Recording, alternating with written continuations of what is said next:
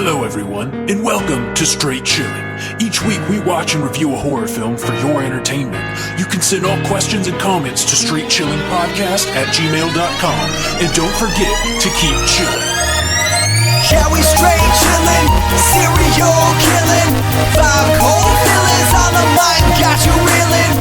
5-star ratings from the floor to the ceiling. If you get your 1 star, no time for feelings. Got a demon DJ, all the 1s and 2s. By the name Elzebub, so don't get confused. So grab a seat by the fire, roast them all in 2. And prepare to hear the legend of the Straight Chillin' crew. What up, nerds, and welcome to another soul-sucking episode of Straight Chilling, the weekly horror movie review show where you chill and we kill, slice, dice, and chop up yet another horror movie. My name is Bob, and I'll be your host for the evening. This is episode number 275, recorded Sunday, July 12th, 2020.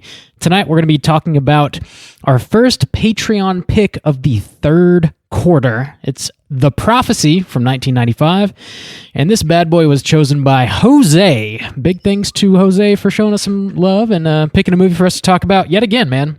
Thanks, Jose. Yeah, feeling the love. Before we get into it, let me introduce everyone else on the show. First up, calling in from Northern California, we got our boy, Randy Gandy G. Landy. What's up, man? How's it going, buddy? I don't know. How you doing, Rotten Robbie? I don't know if that sound clip applies to the movie this evening, but I still appreciate it very much. It applies to me saying hello. It does. You're right. You're right. Rotten Robbie. I don't know what I'm talking about. Oh, you will. Last but not least, calling in from Southern Korea, we got our boy Soju. What's up, man? What up? It's a shaboy. The Chosen Stains. I'm here. Hashtag hard with soju. Oh, man. Let's go. Bible stains. Those angels singing, bringing me into your presence. Let's get this on. Thanks, Jose, by the way. I wanted to wait until I was properly introduced to say thank you. Yeah, Jose is certainly hard with us. All of us. That's true. All 3 of us. One of us. Indeed. One of us. Thank you, Jose. Before we get to the movie, let's tackle some housekeeping real quick.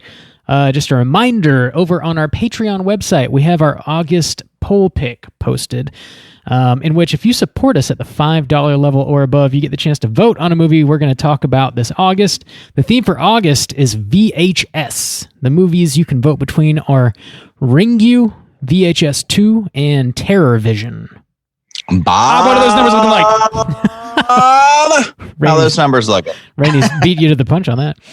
All right. Who's chosen now, Stains?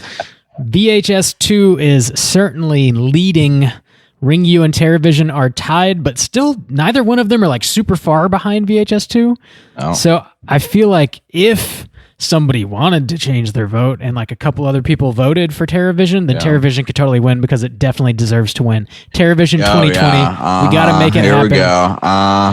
This movie needs to be seen. Bob. Okay. Church and state, Bob. Jesus. It needs to be seen. We don't need it. It doesn't. It does. The people that have seen just it accept that your movie is a dud, Bob. Just accept it. God. You got the dud.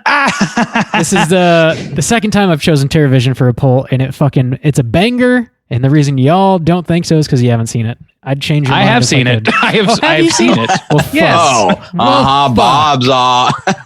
So much for that theory, Rob. Rotten Robbie's at it again. Ooh, doesn't know what he's talking about. High and mighty. Trying to be good, but failing all the way. Failing yet again. Fuck me.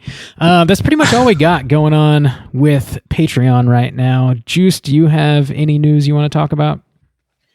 We have a new Top 5 Tuesday that came out last Tuesday, which was the first Tuesday of the month, which is when the Top 5 Tuesdays come out. That's why it came out on Top 5 Tuesday. Makes sense. Man, it makes so much sense. Right? Really nailing down the canon of this release schedule. Yes. So that one was a new top 5 summer horror films, because even though it is Halloween season officially here at the Straight Chillin' podcast, it is still summer season as well. So got to batten up the hatches a little bit. Yep. So check that out.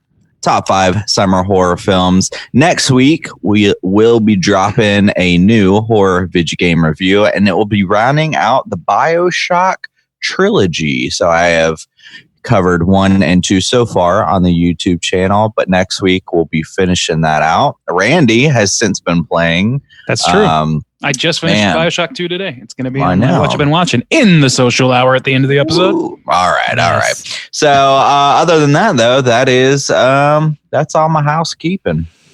Sweet. The last thing I want to mention is I was fortunate enough to join the crew over at Horrorpocalypse this past Friday.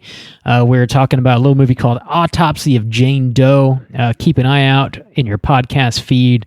That episode. Oh, you got an actual film to watch when you guessed it. A real one, yeah. You lucky son. Did you recommend that, or was that just some...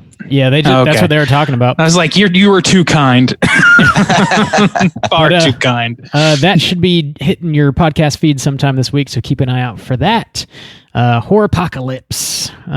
But that's all we got for housekeeping this week. Let's go ahead and get into the main event. We're talking about The Prophecy, and we're kicking it off with the back of the box. What's on the back of the box? Bob, you got this box, Bob? No, I do not have this box. But I do have IMDb. Mikey's going to be disappointed. Your ditty Mikey. Yeah, this one's a little difficult to find. If you do find a copy of it on Blu-ray, it's usually a double disc with The Prophecy and The Prophecy 2. But it's a little hard to find. Here's a little soju tip. I watched it on YouTube.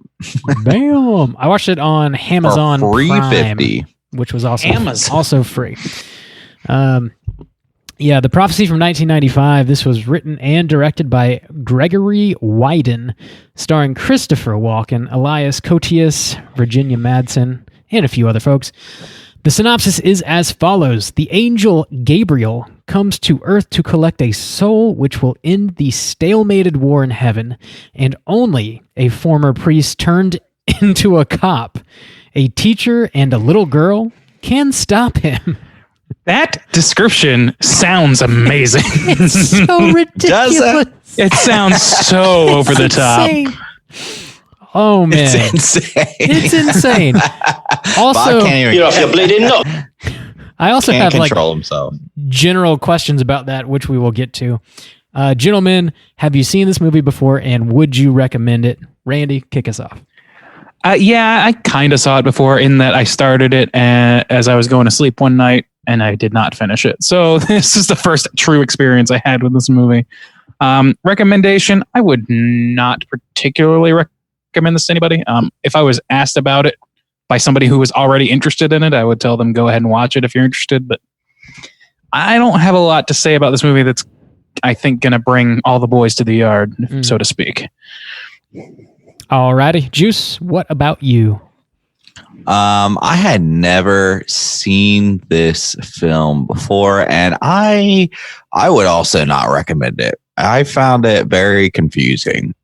However, it was, I feel like this is such a 90s movie where the hot thing at the time was like religion was like really popular. It made me think of like Michael. Yeah, religion was real big in the 90s. I mean, just like angels in general. There was that show like Touched by an Angel, which sounds real fucked up now. And just Angel, the show Angel. And there was just Angel, but in which there was some touching.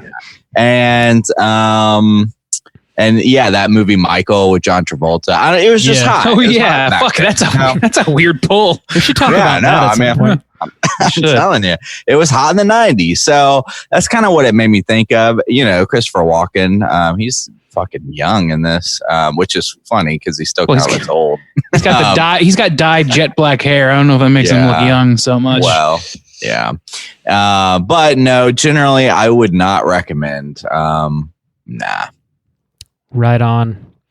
Bob, would you recommend this movie? And had you ever seen it before? This is a first time watch for myself. Never seen it before. I don't know that I'd really recommend this either.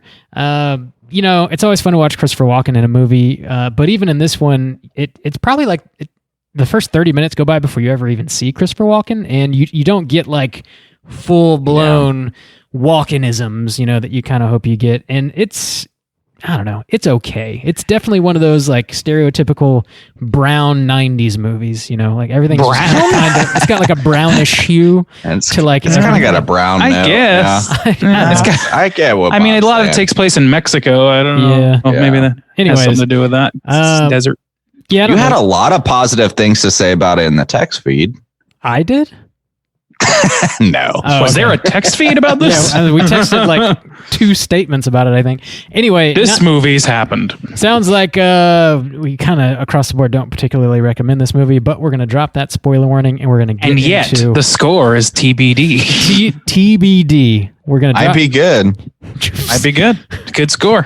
Drop the spoiler warning and get into the rest of the movie. Here we go. Spoiler warning.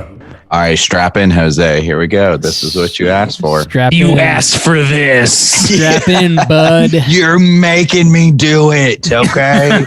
So I have... Why do you make us do this? I do have a synopsis typed up for this. It is a little on the long side because this movie has Skip to the end. so much fucking plot. It is. Does it make any kind of sense? Because this movie, I would say think so. gloss over some of the bits. Yeah, and just and I did. So I'm gonna try and get through it as quickly as I possibly can. yada yada through some shit, if All you right. would. All right. So here we We go. can clarify if needed. For sure. Maybe. Okay, so the movie opens up with a massive info dump delivered by Simon, who is an angel. Simon says the first war in heaven banished 1/3 of the angels, including Lucifer, to hell. Now, angels are on Earth. They are mortals, and they're looking for an evil soul that will consume other souls. Lucifer is also looking for this soul for his own devious purposes. The movie takes place in the midst of a second angel war. So we then jump to our main character, Thomas, who is called to become an ordained priest, and they're in the middle of this elaborate ceremony, and as he's becoming a priest, he has a vision of this like mangled angels in heaven and just terrible, fire and brimstone. He loses his faith in that moment and then decides to become a detective instead. We then see an angel with no eyes by the name of Uziel attack Simon, asking where this terrible soul is, but he ultimately gets thrown out of a window and hit by a car. He's dead. The police find a copy... The police find a copy of Thomas's religious dissertation at the crime scene, and they call him to investigate it, although he himself is not investigated at all for some reason. We're then introduced to Gabriel, who was played by Walken, and his corpse crony by the name of Jerry. Jerry's ordered to go investigate the angel corpse down in the morgue. Meanwhile, Thomas is translating a handwritten Bible that was also found at the crime scene and determines that angels became jealous when God gave humans souls, which is what led to the second angel war. He also reads about the dark soul that eats other souls. Simon finds the evil soul apparently belongs to the dead Colonel Hawthorne, and he takes Colonel Hawthorne's soul and transfers it into this little girl named Mary for safekeeping. Simon is then killed by Gabriel because he won't give up the soul. Mary's teacher, Catherine, is then interviewed by Thomas because creepy-ass Simon was hanging out in the school talking to Mary, which is super fucking weird. Thomas and Catherine team up to save Mary because there's obviously something inside of her. Thomas investigates Colonel Hawthorne's house and finds awful evidence of him torturing and murdering prisoners of war. There's then a showdown at Mary's family's trailer. Gabriel gets blown up by a propane tank, but he doesn't die. Thomas, Catherine, and Mary then hide out at a Native American village. Catherine is tempted by Lucifer with a plan to save Mary and open up heaven again. Damn. Gabriel... Skip to the end. I'm almost done. Gabriel has found the darkest soul on earth to fight for him in order to reopen heaven and put him back in God's good graces. That's his whole motivation here. Lucifer, however, does not want heaven to be reopened because in reality it'll just become a second hell, which is bad for business when you're fucking Satan, I guess. Gabriel shows up and gets thrown out of his car. Thomas tests Gabriel's faith by asking why God no longer speaks to him and says that his war is really based in jealousy. Gabriel almost crushes Catherine's head, but then he's run over by Thomas. Lucifer then rips Gabriel's heart out and eats it. Mary is then exorcised and saved. Lucifer asks Thomas and Catherine to go with him back to hell, and they say no. That is the end of the movie. So there's a lot to unpack. Nah. Yeah. Nah, we're good, Jesus. man. Nah, not going to hell. We're good. We're good. It was a marriage to the beast. So that definitely took some thinking and consideration on my part because this plot is thick and most of it is spoken and not shown. Yeah, that's true. There's a lot of fucking lore in this one movie for being like about 90 minutes, a little over that. It is, yeah. It's a short movie. Yeah. We will talk about how it feels shortly. But in terms of like how much they cram into it, they really cram a lot. And it is, even though they tell you outright so many things, there is a lot of questions left over at the end, and not like artistically dangling ideas. They're just confusing things. Yeah. Yeah. I was saying before we started recording, I was like, I watched this whole movie, then had to go to Wikipedia to read the synopsis. And whilst I was reading, already have like watched the film, watch it all play out. I was still confused. I was like, I had to go back and read like sentences slowly to be like, okay, yeah, all right. As an American, it's your right not to have to read your movies. That's our right. Oh man, this movie was really, really tough to follow. And here's a really funny thing. When this movie started, I was like, oh shit, I've seen this movie before, because it starts with that spoken word thing about the angels in heaven. I was like, oh shit, wait a second. I know this, like the voice and everything, like how the angels fall. And it was because I hadn't seen this movie. It was because that total intro about the war in heaven and like a third of the angels dying was lifted and put into like a hardcore song, and like the I knew it was going to be some bullshit. And like I the like Deftones co-opted this movie or some shit. And I was like, I knew it from that song. And so the whole opening of this, I was like, oh my God, I know this almost like word for word. And then I was like, oh, I guess I saw this back in the day. Like, I had to rewind that intro blurb like 3 times just to make sure that I caught everything that he said. So I was like, what? That's one hell of a way to open a fucking movie, man. With a damn paragraph. All right, let's just lay this out on the line. Angels, heaven, hell, Lucifer. That shit's real. And the 90s. There's wars happening. This was like, what year was this? 95. 95. So this was around a little before, but like close to around like the underworld territory of movies, where it's just like, let's take some mythological sort of figures and creatures and just make them fight. We'll find our way to make them fight. We got to make it really, really high end somehow. And in this case, they're just going with Christian lore and making it very, very, very like almost action movie-esque, not even horror movie-esque. I wouldn't say this movie.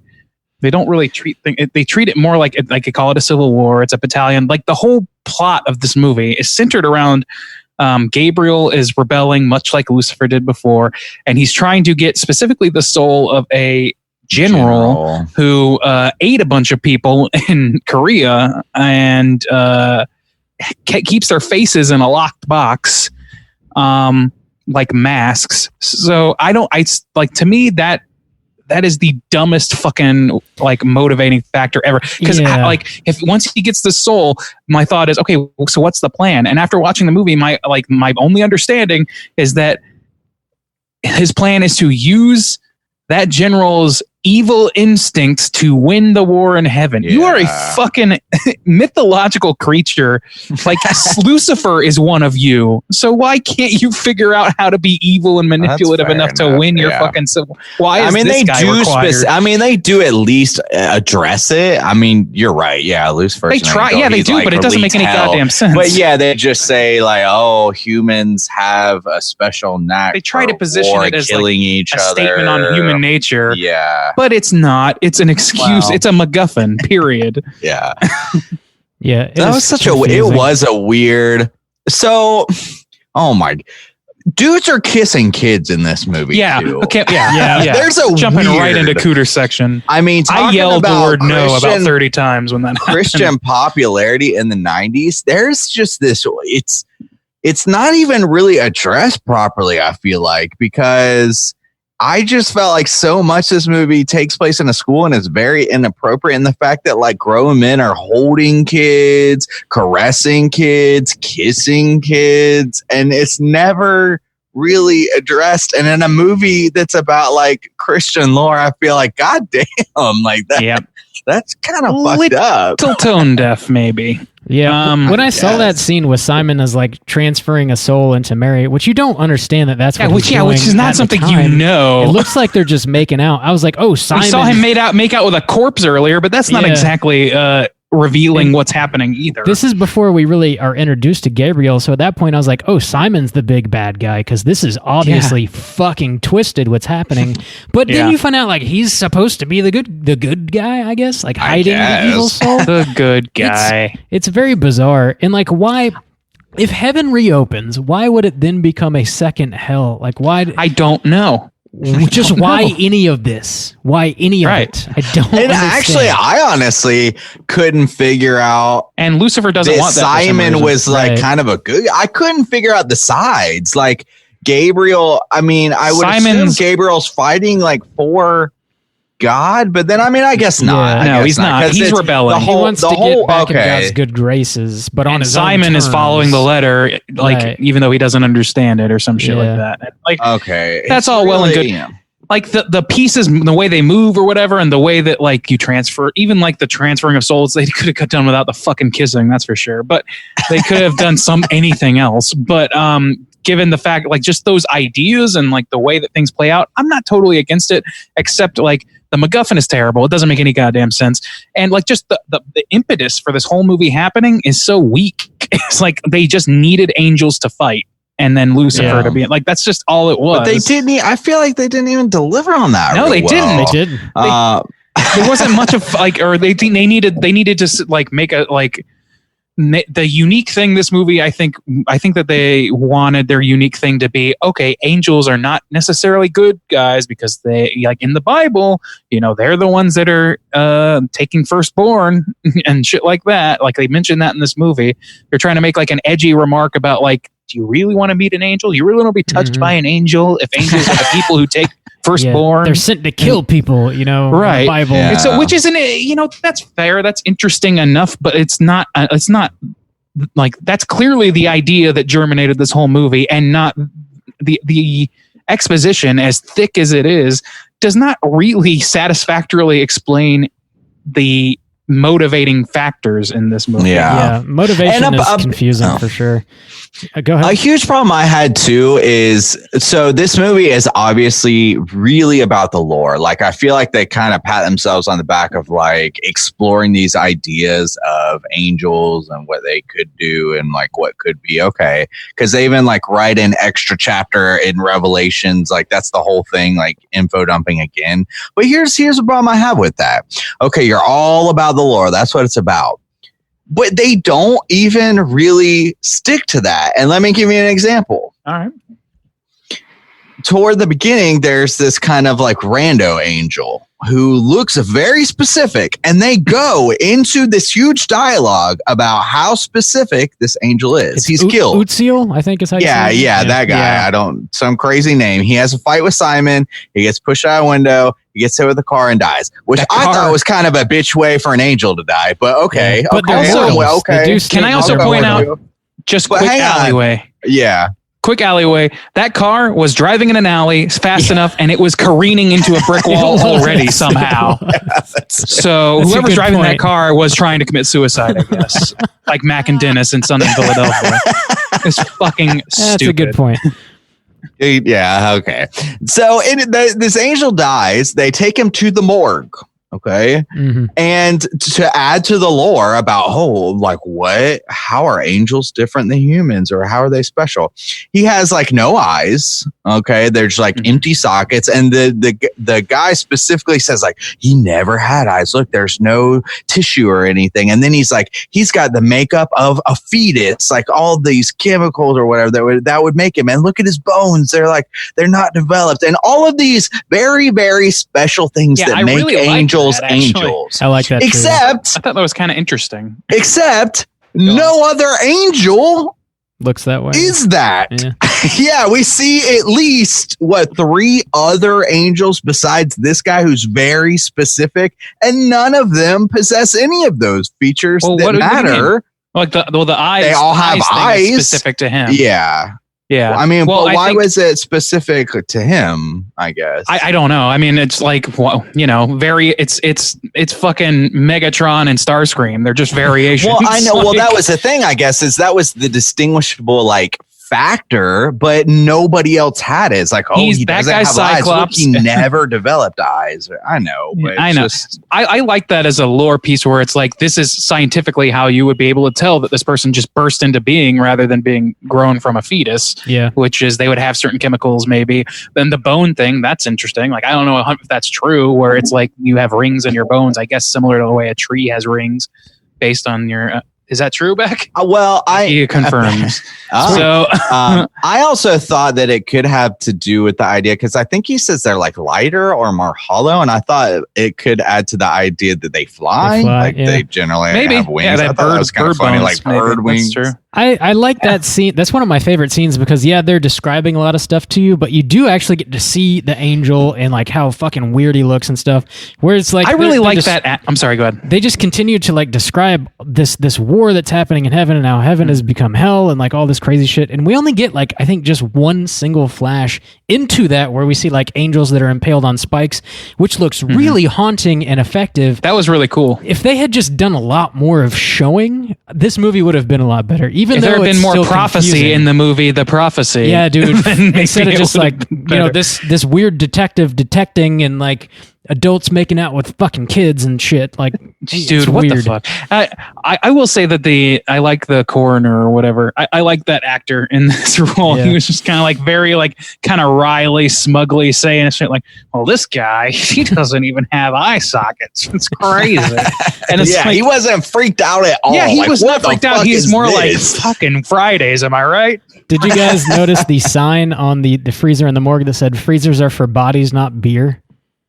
No, but that if you can't have, if that's a nice way of dodging the mortician having a sandwich trope, I guess. Yeah, you can still allude to it. It's another joke. Yeah. So yeah, I don't know. I guess we then find out that the angel Utziel like had this Bible in his pocket that was totally like handwritten, and there was like another verse of Revelations that doesn't actually exist that sort of explains that there's a second angel war. And of course our detective Thomas is well versed in Bible stuff, and he's able to translate this shit. Yeah, and his priest thing, like, yeah, just his introduction in seminary school where he's just about to become a priest, and then at least to the other people in the room, just basically has a full-on fucking meltdown lying down in the middle of the church. And they're like, okay, I guess we didn't get this one and right. So God, in that scene, apparently God revealed to him too much. And because of that, it caused him to lose his faith, which is also extremely confusing. Because if God has like shown you something specifically, you wouldn't lose faith. Because I mean, that's like actual proof of the existence of God, even if it's like hard to see or like brutal, which it was. That doesn't make any sense, like for a person who already believes. Well, no, because the voice of God stopped talking to him. That's the thing they keep saying. Is that right? No, well, I think they were talking about Gabriel. Like God stops talking to Gabriel. No, he stops talking to whatever the lead detective Thomas. as well, because that's how he's able. That's how Lucifer is like, oh, you know what it's like, basically, he's like, I know what you're going through. Yeah. God stopped talking to you, didn't he? Didn't he? Oh, you're jealous now because other people get more love, aren't you? Well, aren't you? I know because I've been there, and that's well and good. That's fine. But Thomas says pretty much all of that to Gabriel and like manipulates him in the end of the movie and gets him to question his faith. And then he just gets run over by a car. And apparently faith is what holds angels together, is their faith in God. So, but humans have faith and souls. So we have two nebulous concepts. And if you have both, you're good. But if you only have one, you're fucked. Apparently, I don't what? The only thing that can really kill an angel is like vehicular angel slaughter. That's the only fucking thing that'll do it. Honestly, they should have done like a fucking, I'm in Bioshock's brain right now, but they should have had people sucking faith out of angels' bodies with syringes and shit. Like, at least go full sci-fi with it if you're going to do it. That's why there are no cars in heaven, because angels would just be fucking dead. They're all fucking dead. Their natural predator is a Chevy. What is that? In there a song, No Tears in Heaven? It's just no cars in heaven. Just There's this song.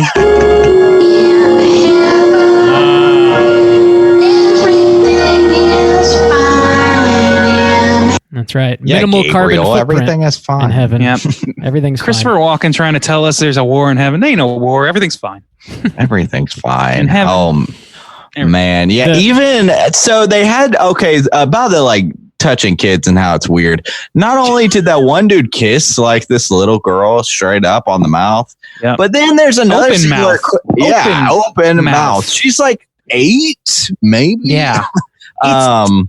It's weird. Disconcerting. It's a really It's a fat soul. I mean, you can't close mouth. And You got to open mouth. Don't. That's not the right. If you want to get Also, the boy's hole. he's got a creepy old school bob goatee. Where it's not weird. It's just right around the mouth. It's like when you got the Kool-Aid the mouth, but instead goatee it's a creepy is right beard. around the mouth.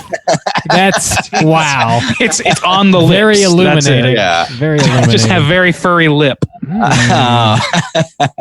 But then there's another scene where Christopher Walken is kind of diddling kids, where he's got them all. He's sitting them on the lip. That's a little more Santa-like, and I could have overlooked it if there wasn't a makeout scene Hey, like kids. 20 minutes before. You want to like- You want to blow my horn, kid? Why don't I look inside your...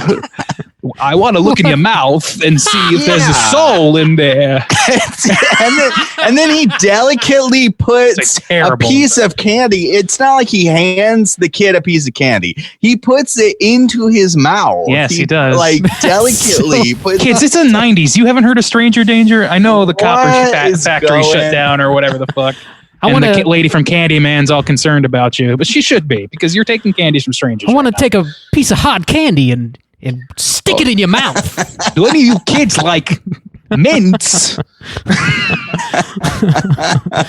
Let me see inside your throat, and I'll give you a nice, tasty mint for your troubles. I wish it was more that Walken. That would have made it me more like funny. Dude, honestly, casting and like the level of silliness that this movie, it should have been way higher. Oh I yeah. can imagine. I'm thinking about casting. Like Christopher Walken is a good choice, but I think they used him too directly and too seriously. If they had like Christopher Walken in this role, but a little bit bigger overall, they had Nick Cage and as the Simon with a goatee. No, I was thinking as the Thomas? fucking detective. Yeah, Thomas. Jennifer Tilly as the lady running the school. Shit.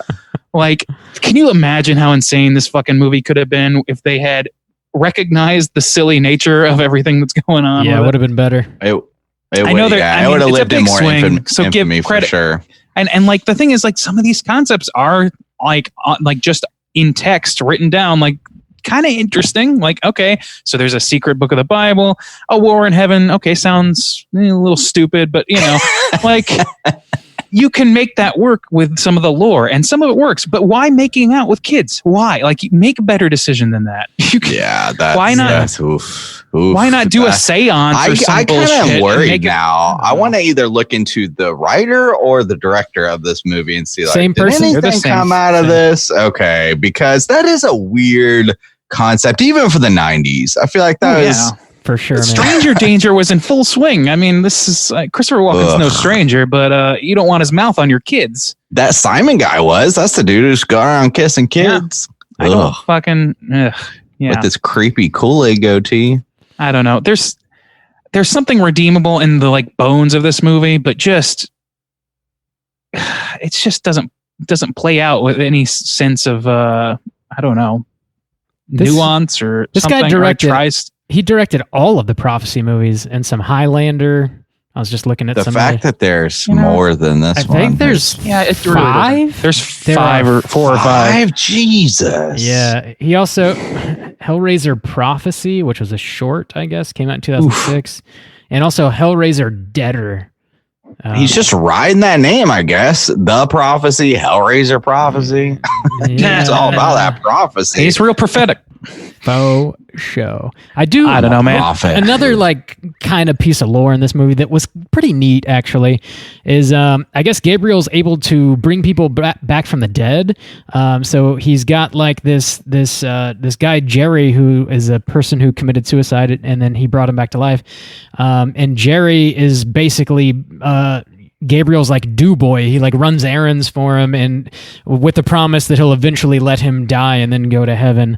And then I don't know, that like piece is pretty cool. Jerry ends up getting that Adam Goldberg thing, getting killed. Yeah.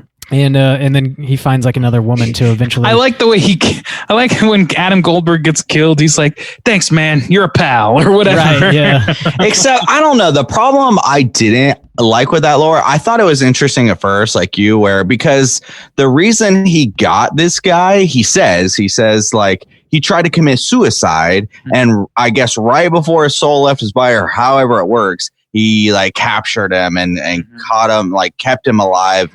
Angels can do that or whatever. Okay, that's fine. And I thought like it was part of maybe like a punishment, like, oh, because, you know, like if you kill yourself, maybe you're going to hell. It's not a good thing to do or something. So this is kind of your punishment. But then the other chick was just dying in the hospital. She was just a regular person, and and then that kind of made the lore worse for me, because I was like, okay, maybe if it was somebody's just anybody who wants to die, and but she didn't. It's not established. She was just dying we don't know of a disease. She might have I think that like the way she was talking later on, I think the implication was that she got a taste of heaven. She was like, oh, it was so bright, and she had been suffering for a long time, maybe. But they didn't clarify that enough to where like I think your point stands, because it's not clear. That also sort of contradicts the movie, because apparently heaven is not heaven as we know it. It's like in a state of unrest, right? It's supposed to be chaos. And you can't go there. Nobody actually goes. You just sit in your body. Yeah, you sit in a waiting room. So that's bullshit,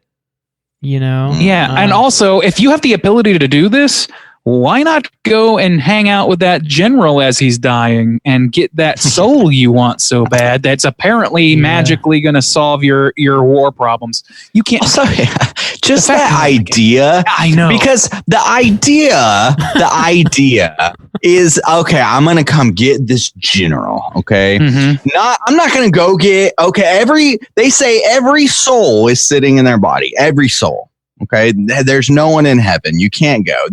And they even say this war has been going on for thousands of years, so nobody's in heaven. Go get Genghis Khan. Hitler's out there somewhere. We're gonna go get this guy who is in the Korean War, and they don't even.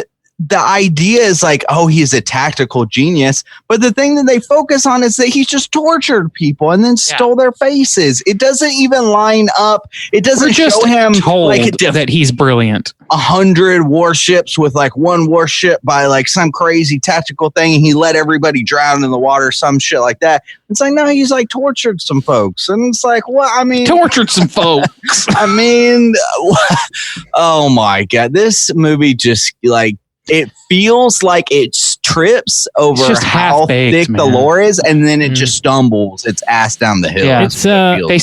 It's got too much movie in it, so to speak. You know, if they had like pared it back and actually showed you more instead of like trying to cram all of this information into too much movie idea. This is like, I feel like, has anybody seen the movie Constantine or read the Hellblazer book or whatever? Okay, so that came out.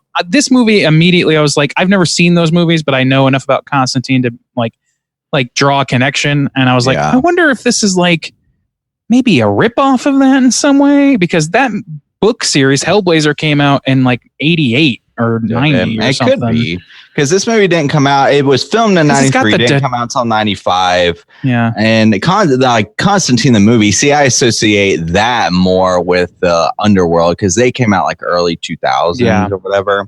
But yeah, it's a very similar thing. And I think Gabriel is the bad guy in that, except it's Tilda Swinton, if I remember correctly.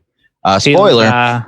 But I think it is a very similar thing where there's a guy on Earth who was a priest, and he's kind of now he's a detective. Yeah, very similar. Very similar. I'm just saying, man. I feel like maybe they got a lot of inspiration from that or something like it. I'm like, all right, we're gonna build something just as robust and interesting, but we have to make it distinctively different in a few ways, but not that many. And I feel like it just kind of suffers because they have this sort of like a kind of a conceit, but not a clear idea of how things should play out. Yeah. You know what I mean? Like it just doesn't really have any clarity there. They also throw in this kind of swerve. There's just too much going on. There's just too much. Yeah, and Sleeper shows up. Yeah, well, they throw in this swerve too where the girl, and I guess a lot of the people there in this small town in New Mexico, she's Native American. So they also tried to do these like Native American rituals to exorcise her. And I was just like, there's too much going on. That was another 90s thing. That's when Indian Outlaw by old maybe Gabriel was hot on the charts. I mean, people are just, this movie is 90s as fuck. Dude, and that's not just a 90s thing. That's like an old, but I mean, it did rear its head a lot in the 90s. The idea of spirituality involved with Native Americans being this ill-defined thing that can fit anything your movie has to say about the nature of the world. There was another little scene here wherever like Thomas and Gabriel first meet in a church. And Thomas is like sort of in there worshiping, and Gabriel creeps up on him. He's acting like really weird. And he tells him that, I guess the character of Thomas has like a little impression on his upper lip, like in the middle of his lip. And he says that the quote dent in his upper lip is from before he was born, whenever Gabriel told him his secret, put his finger there and said, shh. Which is somebody wrote that and was really happy with it. It's a creepy, somewhat effective thing, but would have made it even better is like if at the end of the movie Gabriel like leans over and with like his dying words tells him what the fucking secret was, and then it like blows his head open or some shit. Like, you know, cash in on that idea. Like you plant the seed and then you never do anything with it, so it's just sort of a throwaway moment, really. But it really doesn't say anything. It's like, okay, so we don't know what he was shushing about. But he does. What even was that? It was just like it's. If I distilled that down to its base component, is that it's a vaguely ominous reference to people having a thing on their lip. Yeah. Like, what the fuck is that? Who cares? Yeah, they kind of get to something cool, but then just bail on it, sort of, which I think is a consistent issue. They sort of set stuff up, but then they don't cash in on their ideas in any way, really, because they don't show you anything. It's just... I will say, okay, so like we've kind of railed on it a little bit, but one more positive is I think that the little girl actress was pretty good. Like, I thought she did pretty well, like as a sort of an innocent at first, and then sort of having the inhabitant of a psychopathic dickbag general in her. Yeah. Whenever that scene with her doing that was like genuinely kind of creepy. She's asking if you ever like cut somebody's head off. That she lands the shit out of that line. You ever kill a Chinaman or whatever she says. Yeah, that was pretty weird. Yeah, they don't bleed like we do or whatever. Fucking wild. Yeah. Get off your bleeding nut. Also I thought the devil was pretty solid. He was my favorite. No, it didn't land for me. I was like, I wanted to like it because I like Vigo, but it was, I thought it was pretty whack. Of the people, I don't know. He was the best. I felt like the detective is nothing. That guy is a big old nobody. He's just a big dent lip. I was fine with him. Like, fine. I think that he did what he was doing fine, but I don't think he was given a lot of charisma to work with. You know what I mean? As Simon was like creeping me out, but not because of anything he did. Mostly because he's just making out with kids, and he's supposed to be good, I guess. So I was confused about him. The woman, she's not anything special. So I was like, well, I guess the devil's like the coolest one. I mean, I guess. I don't know. I like that the devil showed up and he felt like proprietary rage about somebody stealing his hell idea or something. But I don't really care for the way it played out. And at the end, he's just impotently asking them to join them and him in hell. Like, sorry, Satan. I don't feel like going there today. He's not threatening in any way. He's like a smooth talker and a manipulator or whatever. But he's in no way was I ever like, oh, Lucifer, spooky. Like, I guess was like the lesser I of liked two how evils he in this kind of turned. He kind of, at first he was real smooth, but then when he was getting kind of desperate or like out of control, he kind of like turns a little bit. I thought that was like, oh, okay. It doesn't like, in a movie where I'm like really trying to get through and this guy's mostly at the end, I'm like, okay, I'm like, this is something. one thing that kind of helps explain Simon's character a little bit, I had to look this up because I did not know this off the top of my head, but apparently the Simon in the Bible is a leper. So, you know, he's like kind of laying around all sickly and can't really Is that why? do much. I guess I forgot about that. I guess I was going to ask that, but I forgot. He's like, I thought leprosy is like a skin disease. yeah, no, that, man. it affects a lot of shit. I'm reading into it, but yeah. But like, he does not have the appearance of having leprosy. That's for sure. Right, and in any case, like that is not well defined that he has any issue. He's just kind of like true. He's squatting in a school, and Yeah, I found that That's very it. strange. and fucking teacher, Candyman teacher, whatever her name is, she just seems totally nonplussed that there's a dude sitting with a little girl in a closed off portion of a school. She's like, you need to get out of here. Like, she was more concerned about Christopher Walken on the front steps outside. At least he could be seen by the naked eye instead of having to go trudging through like stacked up desks. I don't know, man. Inconsistent reactions there. So Simon I thought something happened to him because we see him a couple burned. times before no. So I'm talking about, we see Simon a couple times before we see him in the school setting. So at first he shows up at the priest's house. He's like strolling around normal, like no problem. He like sneaks into his apartment. Then he has a battle. He has a fight with another angel and throws his busted ass out the window to get hit by the car, who's committing suicide.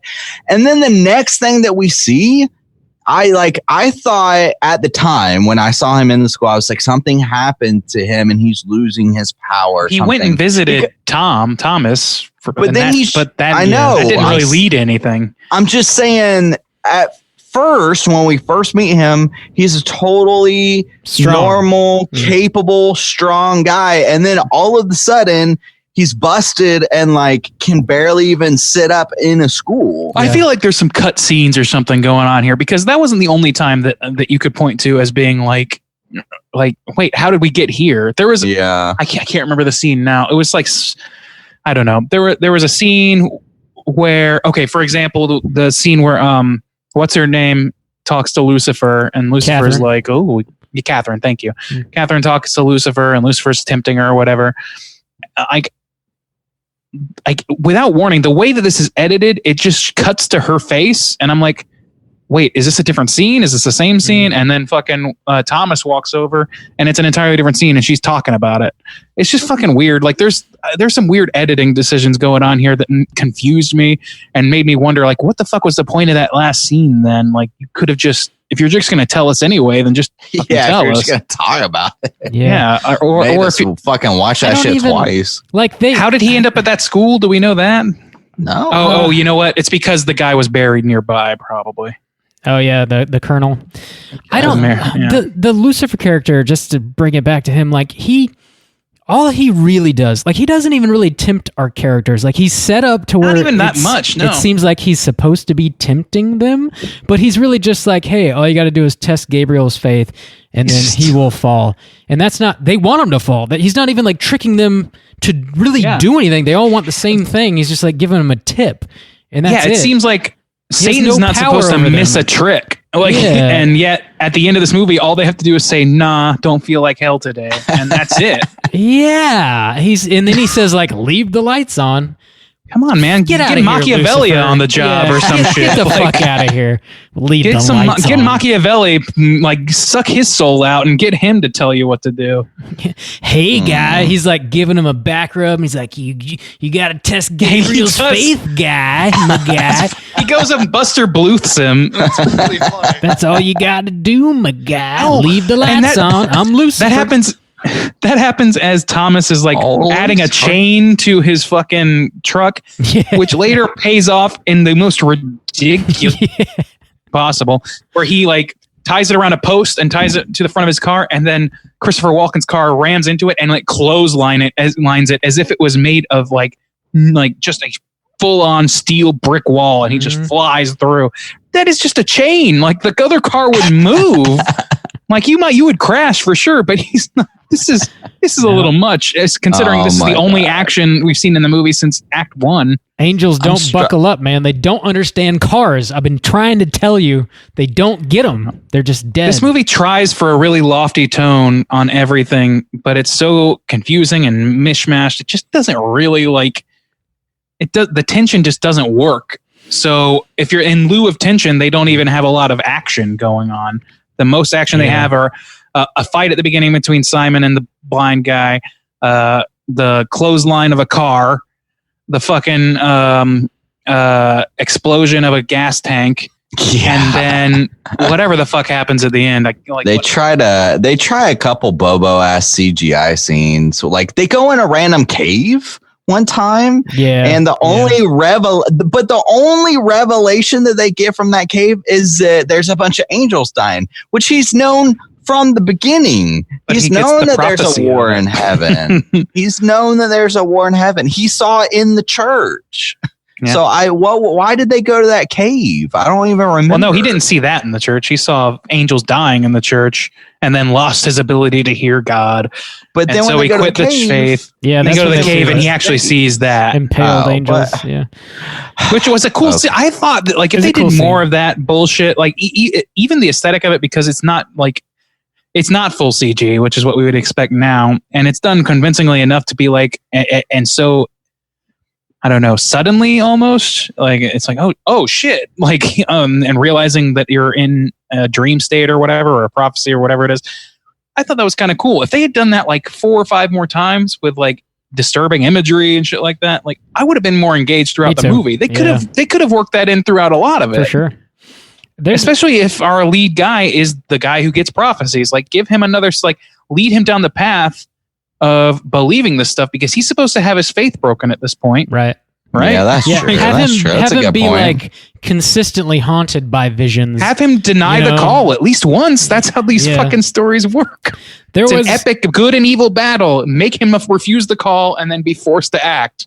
During that, be a prophecy. During that showdown at the Mary's parents or Mary's grandma's trailer, where Gabriel gets blown up by the propane tank and everything, and Gabriel's lying there. He's definitely injured, but he's not quite dead. And Mary says you have to cut their hearts out to kill them, which I don't know how Mary knows that, but she does apparently. And later on, she's got an evil genius general in her heart. Yeah, but he just knows about killing angels now. It doesn't. Apparently. So later in the movie, Lucifer does rip Gabriel's heart out and eats it, and that's how Gabriel is killed. But that doesn't follow for Uziel, or however you say his name, who just gets hit by a car and dies. Nobody rips his heart out, but he still dies. I think maybe Simon. I feel like Simon ripped out his. There was some chest ripping going on right before he fell out the window. Really? Okay. I think that. I don't think it was very clear at all, though, because I'm still not entirely sure that's what happened. I definitely saw somebody digging into a chest, and I assumed it was Simon getting his chest clawed at, but maybe it was the other guy. And he fell out already dead. I don't know. Maybe Christopher Walken did claw out Simon's heart. I don't remember with the first guy. He burned him alive. He burned the corpse of Uziel, and he burned Simon. Yeah, so why even bother burning the corpse? Yeah. Oh, dude. I don't know. Oh, my God. I don't know. The fuck is going on with this movie? Did Uziel or whatever, did he work for Gabriel? Was that the deal? And if so, why did he need this lackey? If he's got a squad of angels, he's leading the rebellion. Why does he need a lackey suicide? And you can join Earth anytime you want, I guess. Yeah. So just bring them all. Just bring your whole battalion and get General What's-His-Dick and... Yeah, this movie gives you a lot of information, but still nowhere near enough to make what they give you make sense. Yeah, exactly. For the amount of information you're given, you would think that it would track well enough, and it just doesn't. All right, we're really shitting on this movie pretty hard. So, what's your favorite thing of the movie? Let's try and end on a positive note, and then we can rate this thing. Favorite part of the movie? I don't know. You guys have one? Mine is the visions. I like the visions. Yeah. I like, on some level, I like what they're trying to do with the lore, but it's so loosey goosey and not internally consistent to the point where it's very distracting, and it actually undercuts its own tension because I'm more confused than I am tense throughout the majority of this movie. And but again, that's not a positive note. But I like some of the aspects of the lore, and I think that in the given a more time to marinate or whatever it needs, an extra hand on deck for writing, I think it could have been something more special than what we got, something that at least was internally consistent logically. But I don't know. Like, I think the acting is fine for the most part. It's not as big as I want it to be. I want this movie to either be like wildly big and insane, like I described with like Christopher Walken. Now you're just rating Nick Cage. Now you're just doing your full review. It's like, okay. Just ask for a positive, Randy. All right. Well, that's it then, I guess. Sweet. Juice, what about you? My pause. I don't know, man. Favorite section of the movie. The devil, I guess. Right. I don't know. I for whatever reason, everybody else seemed very uninteresting to me. And while the devil wasn't like super amazing, he felt at least distinct enough to not just be just this vanilla person that's easily forgettable. I don't know. He's the only one who kind of stood out to me. No vanilla devil in this movie, that's for sure. Yeah. My favorite part is probably like that pseudo autopsy scene where they're talking about Uziel and how he doesn't have eyes and he's got male and female genitalia and all that wild stuff. Because it really like makes the angel stuff feel more tangible in that scene, and you kind of feel somewhat grounded, even though it's very wild. I dig that for sure. But anyway, let's go ahead and rate this thing. Is there anything else you guys want to say before we do? I don't want to cut you off, but Iron Fist and Bob. Good. Iron Fist and Bob over here. You do want to cut us off, Bob. You know you do. Jeez. Let's rate this thing out of 5. How you guys feel about the prophecy? Randy, kick us off. I guess I was already midway through a review, but I told you what I liked about it. Some of those effects were cool. I don't even hate the tone they're going for. It just doesn't work. And I think that the lore, as fleshed out as they tried to make it, is still not consistent with itself, and therefore undercuts its own tension and its own, path. The motivation for the characters doesn't make sense. So it undercuts the characters, it undercuts the plot line, it undercuts so much of itself that it really kind of just makes kind of a confusing mess with not a lot of action. That's where I feel like this movie, if you want to go with this exact lore and all that shit, make it the most bombastic, like insane, like Fast 5 level insanity movie that you can make.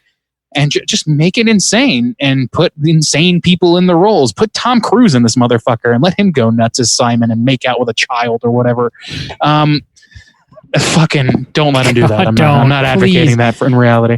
Fucking Scientology over here. But yeah, the options are stick with the lore as is, stick with the script as is, and direct it in a really big, insane fashion, or adapt the lore, streamline it, make it a little bit more legible, so to speak, or a little easier to understand, especially for a wider audience. And I don't know, give us nuance in the storytelling as much as you have been giving us world building that doesn't work.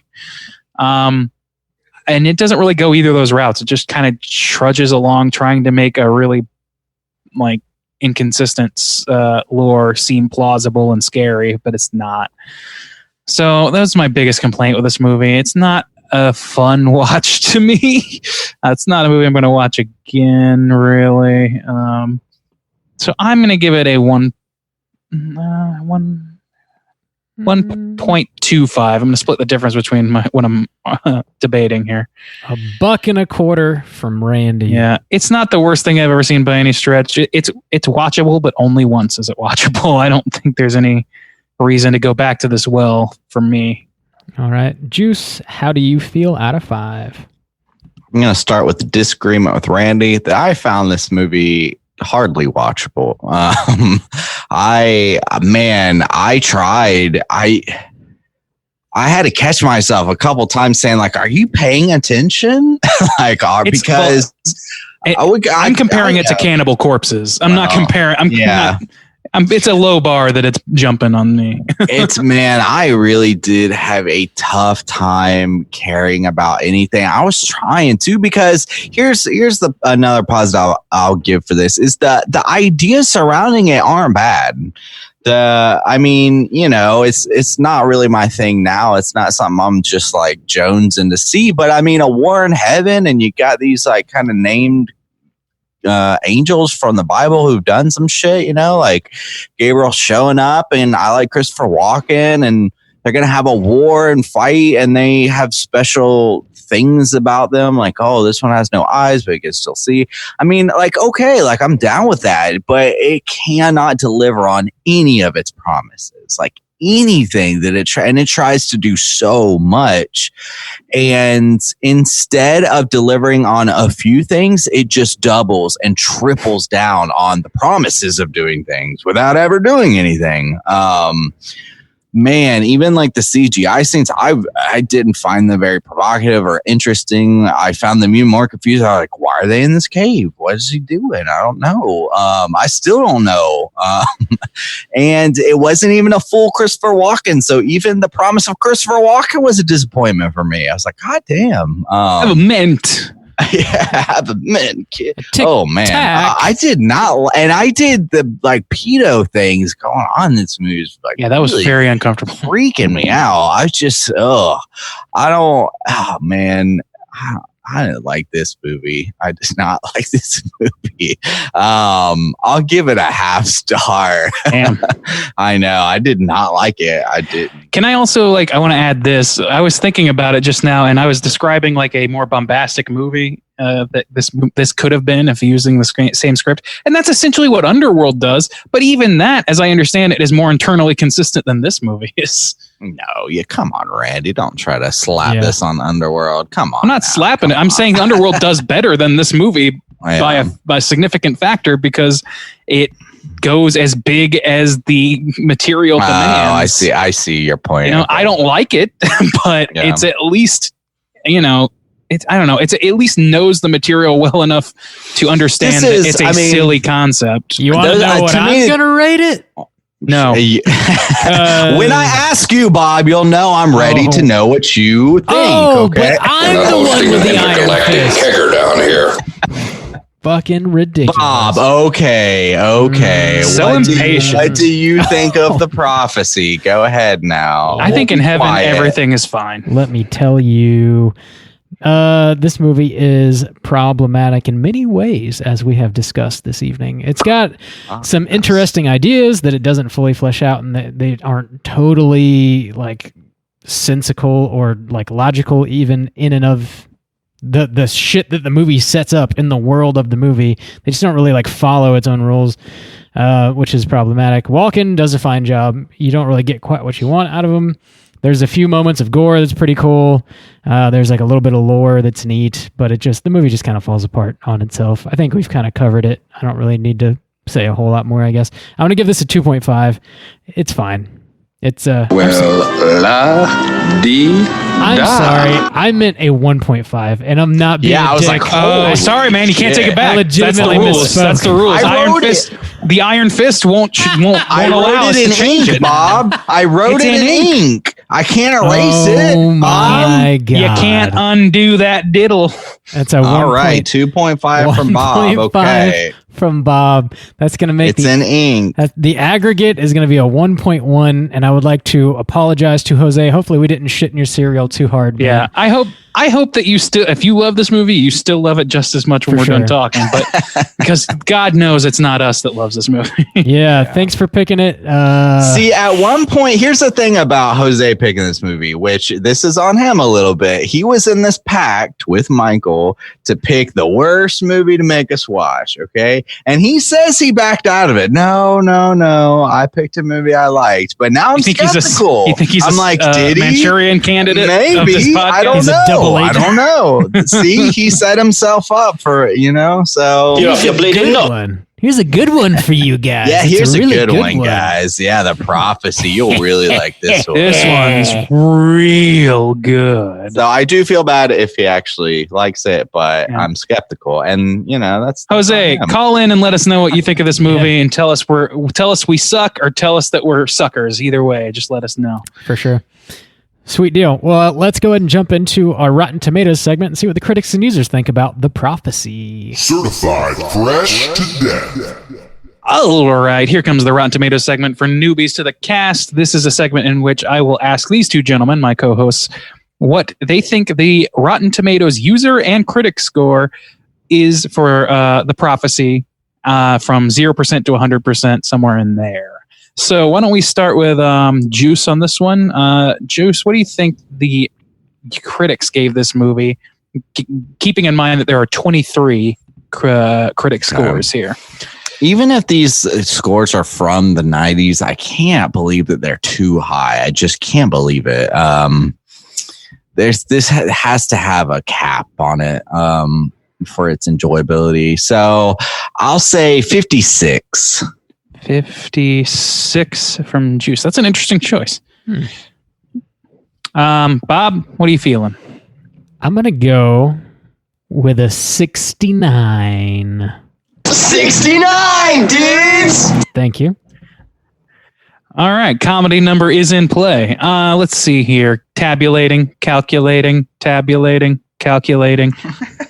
Juice is going to take this one. He's a little smidge closer, about 13 off. It's a 43% certified rotten asshole. Damn. It's a new No, category. folks were not into this movie in the critics' world. The critics' consensus says The Prophecy has its moments, but any fantasy thriller starring Christopher Walken as a murderous angel should be a good deal more engaging than this. Yup. A fucking mint. Yeah, that's true. on point. Yeah. Somebody fucked up. Somebody did fuck up. All right, we're going to start with Bob for the users now, and there are significantly more of those. There are 29,514 user scores. Rob, what is your guess of percentages in this? I'm going to take a 69 minus 9, please. I'm not going to honor that with the sound bump. I'm sorry. Understandable. You did not use the comedy number legitimately. Give me a 60, please. May God have mercy on your soul. All right. Ah, you're a monster! What the hell is wrong with you? Juice, what do you think? I'm going to go for a sweep here. All right, Really? You're going to actually try now? that's the Whoa, goal. I think, calling your shots there. No, I'm just going for the sweep. I think it's probably going to be close to the critics. I think everybody's going to be on a very similar page for this one. So I'll say 45. All right, so 45 from Juice, 60 from Bob, and we are tabulating. Bob's going to take this one. Juice is going to not sweep a goddamn thing. Fuck your sweep. The score is actually, Rob's very, very close, 64%. So not quite certified, but it's a popcorn symbol, guys. The icon is popcorn. It ain't a splat. Whoa. Damn. Whoa. Yeah. Let's take a look at some negative reviews because they're always funnier. Most of them say, quote, not available. All right. Hilarious. Hilarious. But here's a random one. I like to think that Walken flipped through the script, realized how lame it was, and decided to have some fun anyway. All right. I guess. wish. Yeah. I wish that were the truth. Yeah, I don't think he had much fun at all, personally. No. I don't think no one looked like they were having fun in this movie. Surprisingly, the appearance of perennial film weirdo Walken in slicked back raven hair actually marks the point where the prophecy begins to slow down and deteriorate. I don't know what that guy's trying to say, but this accent hopefully made it work. I guess it made it sound like it was Walken's fault, like he drugged the movie down. Well, all of these people I clearly expected more from Walken, but not this movie, and they got less from Walken and what they expected from the movie. So, whatever. Yeah, it's that's the Rotten Tomatoes segment. We about done with that. All right. We done did that. We're going to skip over trivia. There wasn't really much going on in the world of trivia for this movie. But we are going to... people want to tell us all about their kinks. Hotline Kinks is bumping today. Yeah, we got Hotline Kinks is bumping. A lot of shit we're going to talk about in the social hour. But before we do that, we got to go hunting for that Cooter of the Week. Cooter of the Week. Let's get 'em, boys. All right, Cooter of the Week. What is the Cooter? Straight chillin' exclusive. It is character type. Copyright TMCR. Straight chilling exclusive. Yeah. Straight chilling exclusive. That was better. Yeah. Thank you. That was good. So what is the Cooter? Cooter is character type. You have to hit 3 of these 5 points to be considered a Cooter, and we are looking for the top Cooter of the week. The 5 points are sexual deviancy, smug arrogance, manipulation, overall look and attire, and overall patheticness. Boys, I feel like there are Cooters galore throughout this movie. Let's start with the guy who kisses children. Sure. Simon. Let's what give the him fuck's sexual going on with you, deviancy. buddy? Did God tell you to make out with that child? I don't believe you. Not only that, okay, so aside from an open mouth kiss with an 8-year-old child, which is really fucked up, which they filmed, which is really fucked up. They filmed it. Yes, they filmed it at least once. Also, when they're just hanging out, it's also very inappropriate. It's not like, oh, she's on this side of the room, he's on that side of the room. Yeah, it was already uncomfortable like in before the lap and like holding. It's super weird because he's like, come here, come he's closer. A squatter. Come on over here. And then she and does. He's in his like sexy lounge pose, like Goldblum. And he like asks her to close, but he is concealing himself. He asks her because there's guns. He asks her to close her eyes, and then that's when he does the lean in for the makeout. So it's like as fucking weird as it could possibly fucking be. That is way too close to actual molestation for my comfort. I'm not into it. Yeah. It's not super chill. Sexual deviancy. You know what? You guys made up too, right like, there. There's nothing in the actual Bible about sucking souls out through your mouth via kisses. So why do it when you know you're going to have to do that to an 8-year-old? I want to make a choice. Suck your soul. It win an angel war. Why don't you come over here? I'll suck your soul through your mouth. Randy does pretty good, man. Yeah, Randy's pretty good. I'm gonna stop. I'm gonna retire. Through your mouth. No, please. I need somebody to sound good in comparison to. All right, so sexual deviancy, manipulation, I think, is also in play right there. His attire, if we're counting his fucking goatee, all right. He also had no eyes for a second. Yeah, no eyes for a hot second. That's pretty wild. That's wild. He got wings and shit, probably. Wings and things, like Zaxby's. Is he pathetic? Tough to say, really. I don't think so, because he stands up to Walken and he doesn't give away the soul. Stands his ground or whatever. Yeah, so we won't give him that one. We'll let him slide. Manipulation, though, for sure. He's lying to people. Definitely sexual deviancy. Sexual deviancy through the fucking roof. Definitely it extends overall into look the actor, and attire. Eric Stoltz. Is he arrogant, smug arrogance? We didn't cover that one yet. I don't think in such a way. I don't know. I think that the characterization leads you to believe that Christopher Walken is the arrogant one. Yeah. Okay. It's really hard for me to remember, honestly. Simon's doing his duty. Like he's doing kind of what he's charged to do, but he doesn't have like a big head, really, Okay. But that's still 3 out of 5. Right I feel like he hits 2 points just with sexual deviance, which is not something that we usually do. Well, he's definitely on the Cooter radar, but we need to know, is he Cooter of the week? So let's break down Walken. Let's break him down. Mm-hmm. Walken, I feel like, has the smug arrogance, especially the way he treats Jerry. Like that, he's just a bunch of monkeys and apes. Yeah, and I guess his whole hatred of human beings. Okay, so smug arrogance. He also kind of diddles kids. He feeds one very sensually a mint. They're sitting on his lap. They're playing his trumpet. It's weird. Playing his trumpet. Yeah, not me. No one is stroking. No, that was from the perspective of Christopher Walken. Hands up. No one's stroking. I'll be stroking. Nope, Bob, you can't do it. I'd be stroking. Yeah, with there it the is. mints. It's better. Yeah, it's much better. Thank you. Should we give him overall look and attire for his dyed black hair? It does look a little ridiculous. It looks a little ridiculous to me, but I don't think it's so ridiculous. Not enough? No, okay. I don't think it's quite enough. Let's see. Sexual deviancy, manipulation. Yeah, manipulation for sure. He's manipulating dead people into being his Renfield. So It's true. like he made Adam Goldberg not commit suicide, which is a real shame. Pathetic? Is he Adam pathetic? Goldberg's fine. I don't think he's I don't think he's pathetic. Yeah. All Pathetic, right, no. so they both Principled. hit 3. They both hit 3. Yeah. So we'll have a little Cooter cotillion going here. I feel like they're maybe made for each other. Walken's a little more Cooter. Can the but that's 'cause Cooters we be get more of angels? them. The angels in this series? I thought about the fact that maybe this movie was chosen because Jose is kind of taking up the mantle of. I feel like a lot of people pick movies they want strong Cooters in. I feel like Walken's a pretty solid Cooter. I mean, on a Our gut first check, angel. both of those angels are Cooters on a total I agree visceral with that. level. Yeah, they both ring true in my gut for sure. And so now Jose does get in the book of Cooter, the first angel spotting, the first angel Cooter. First and So, second.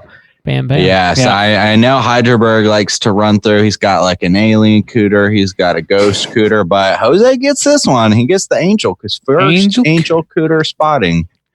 Hell yeah. All right. Congratulations, Jose. At least you got that. Congratulations. Around here, that means big money. That means big money, sir. Sweet deal. All right, we got our Cooters of the week. Let's go ahead and let our hair down. We're getting into the social hour. We're talking about what we've been watching. yes, come with me. Shake it out, boys. Oh, here we go. Hey, gang, what you been watching? There you go. What you been watching? Randy! I didn't hear you set it up. You're bumping all over my I'm Vox. bumping your shit, bro. I'm bumping your heat box. Randy, what you been watching this week? Let's see. What have I been watching? I haven't watched a ton this week. I did, like I mentioned before, finish BioShock 2. I'm on the DLC now. I just started the Minerva's Den, I think it's called. To answer your question, Randy, it lasts about a normal 2.5 levels, roughly. The amount of time it would take. That's a lot because the levels especially in 2 are super long. That last level was so fucking long. I kept thinking I was close Maybe to done. 2 levels. Yeah. Man. Okay. Well, I mean, that's good that there's more game. I enjoyed the game a lot, so it's not like it's a problem. But I did kind of think that I was mostly done, especially after the DLC from the first one was like, I don't know, 10, 15 minutes worth per each of the 3 items. So, it was about 45 minutes to an hour worth of game time versus 2 levels is probably going to be like 6 hours easy. Mm-hmm. Yeah, maybe. For me, I take my time though. Yeah, so probably, yeah. For me, I like to try and gather everything you can get. Like I'm a completionist in that way. So I've been doing that, and I do enjoy it. I'm excited to move on to Infinite because it's entirely different. And I've played, after shotgunning after shotgunning the Rapture saga, I'm like, okay, let's get into some new terrain here. Let's see. I watched Sinister, which is a movie that I have never seen before. But we watched that a couple of days ago.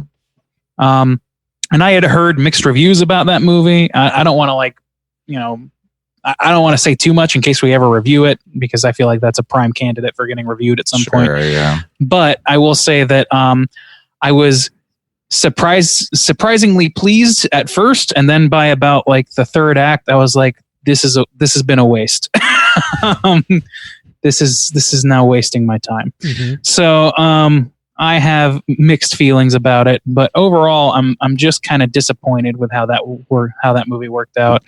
And so at first I thought maybe this is going to buck its reputation and I'm going to love it, and then it just didn't. So and then last but not least, this is not a film or anything, but I went out. I'm living close to right now in Northern California, living close to Bodega Bay. And for those who don't know, that is a very, that spot is well known, that town or area is well known for being the setting of Hitchcock's The Birds, and where he filmed, I think all of it, if not maybe most of it. And we saw a few filming spots, and we checked out the beach, and nobody was killed by any birds, and it was extraordinarily beautiful. So that was great. We checked out the church and the schoolhouse, which is now a private residence.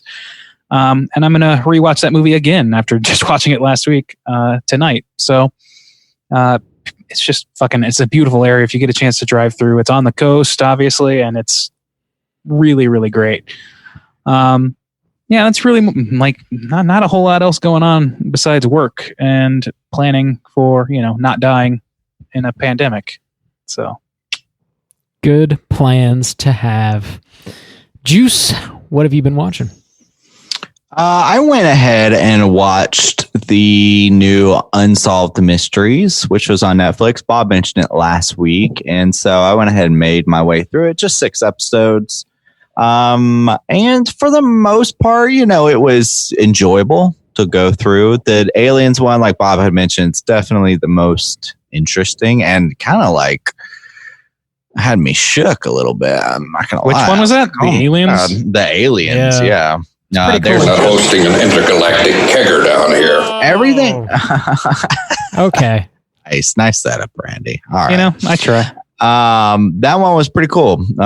Everything else was, some of them, I guess, it was a little weak in the sense that some of them aren't necessarily unsolved. Like for the most part, they're like, yeah, this person definitely killed them. We just either don't know where they are or where, Unproven. Yeah. Well, there's unproven? an aspect. Yeah. Maybe. Yeah. It's like, and then it's like, but then some of it, so there is one where they pretty much know what happened to the guy, but they don't. So they could get tips like, hey, if you're at this party or something, like you could let us know.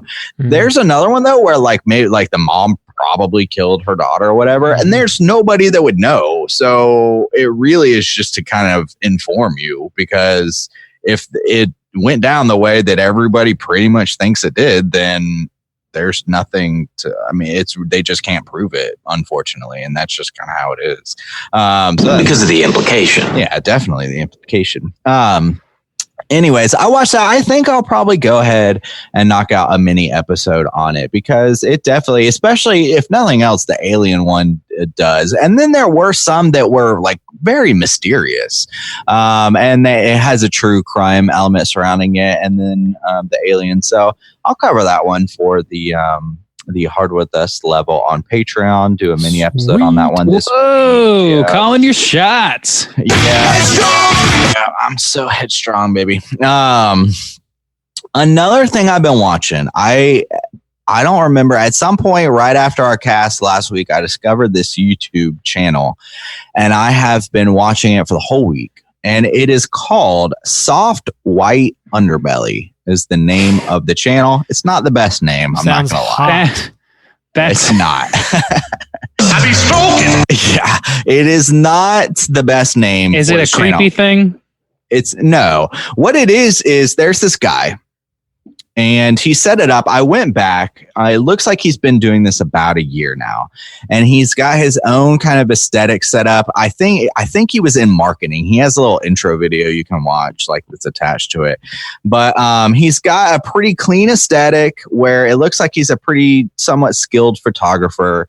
And he's got a little like travel studio set up. It looks like he has, and essentially he goes and meets people and interviews them, and when I say interview, it's very minimalist on his part. For the most part, he's letting these people talk, and he'll maybe guide it a little bit, like, what was your childhood like? Did you grow up with a father and stuff like that? But for the most part, he's pretty minimal on it, and the camera just focuses on the person. It's just like a stool.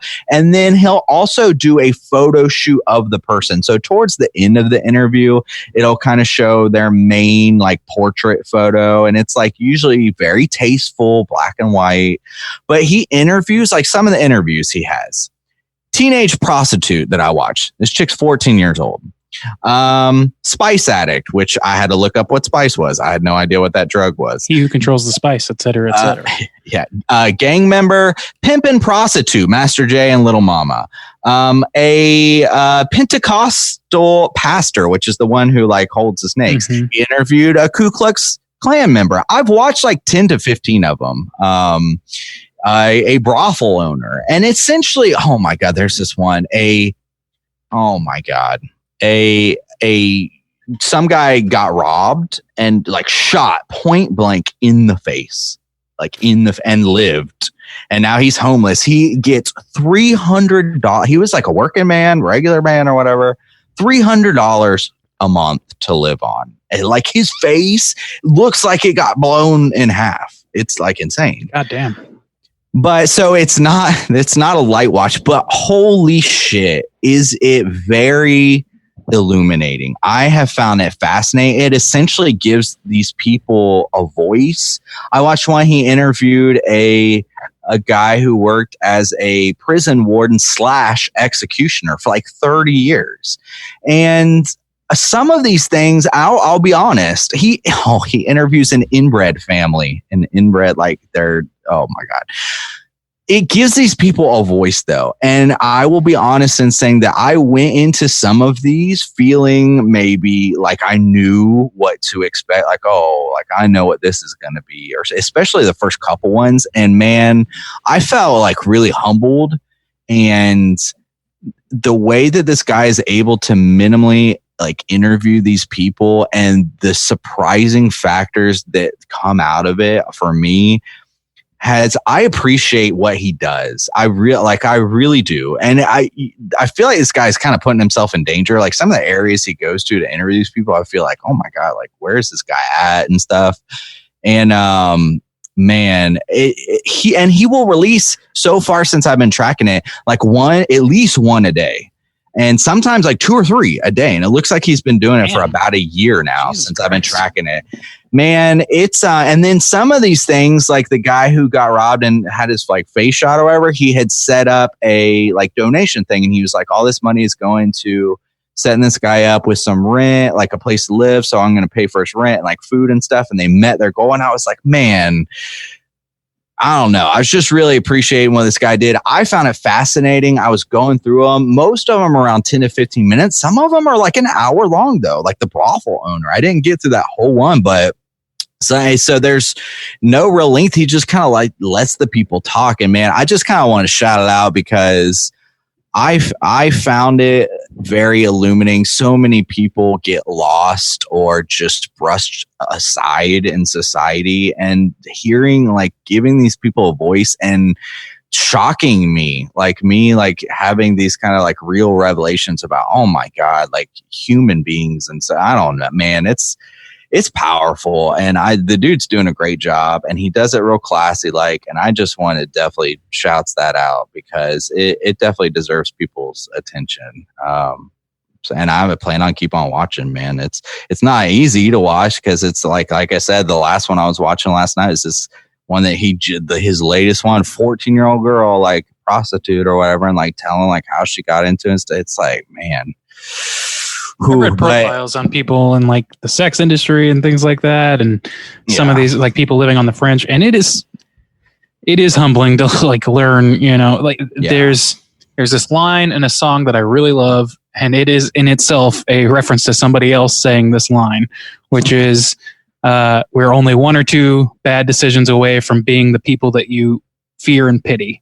Yeah. And I think that's incredibly true. Like it really would only take a couple of really catastrophic mistakes in your life to fucking end up, in a place that you would never imagine yourself ending up in. Yeah. And I think that's what, like any interview I've ever heard with somebody who's sort of on the fringes of society in that way, it always ends up with like me thinking that to myself is like, these are people that had to make hard choices. Mm-hmm. And some of them were not good choices by luck, by not luck, by just being a bad decision, on its face. But, people are like living their lives as best they can with the faculties given to them by their genetics or whatever else. So it is what it is. So I would recommend you check that out. Every single one I watched was like surprising to me. Even like the Ku Klux Klan guy, like every single one, and it's people from all different kind of walks of life. So Soft White Underbelly is the name of that again. So check that out. Sweet deal. Robert. Yo. What have you been watching this week, what you sir? been watching? Like fucking ass Fast and Furious movies or some bullshit? What is this? I've been watching. Come on, man. Pretty Nothing heavy. I've been watching something pretty heavy too, actually. Okay, good. I'm the only asshole then. It's this show. It's a show that's from the 90s, actually, and then like Netflix brought it back. Well, they didn't bring it Full back. House? They just brought like episodes back. You can like watch them from the 90s. They're not making new episodes. Oh, okay. But it's pretty wild, man. It's this show. You guys might have heard of it. It's called Supermarket Sweep. Are you familiar with that? Yeah. No. Oh yeah. Pretty. I'm familiar with it. Pretty heavy shit, man. Yeah, that's on the heavy end, man.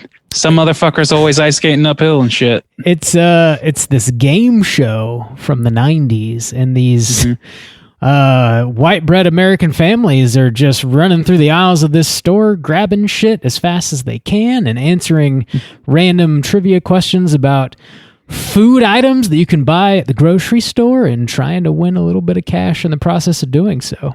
It's the most 90s shit ever. Oh, why is this so heavy? It's not. I'm fucking with you.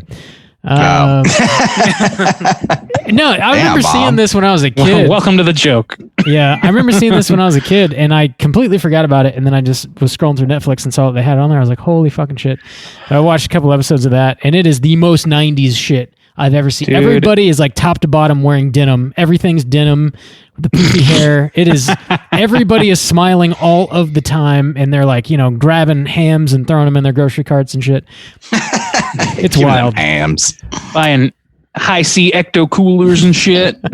Yeah, they do talk fucking about string things. They talk about random grocery store items that I have just completely forgotten about that had ever existed, like or stuff that I just never even heard of before. It's like, what the fuck even is that? I don't know. Yeah, somebody that paid to be on the show. Right. Yeah.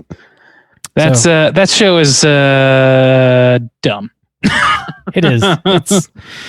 It is thrilling as like on that almost like apocalyptic, like 28 days later sort of level where it's like, what would you do if you had free reign in a store? Go nuts. There are no rules. Like there's something enticing about that, but only because of our consumer brains. Yeah. So yeah, I've been getting through a little bit of that, sort of like a blast from the past. I also watched a Shudder original that was released this week. It's called The Beach House. Pretty cool movie. It's basically about this couple that go to this secluded beach house, and it's owned by this kid's father. He and his girlfriend are out there, and they're joined by another older couple that just show up.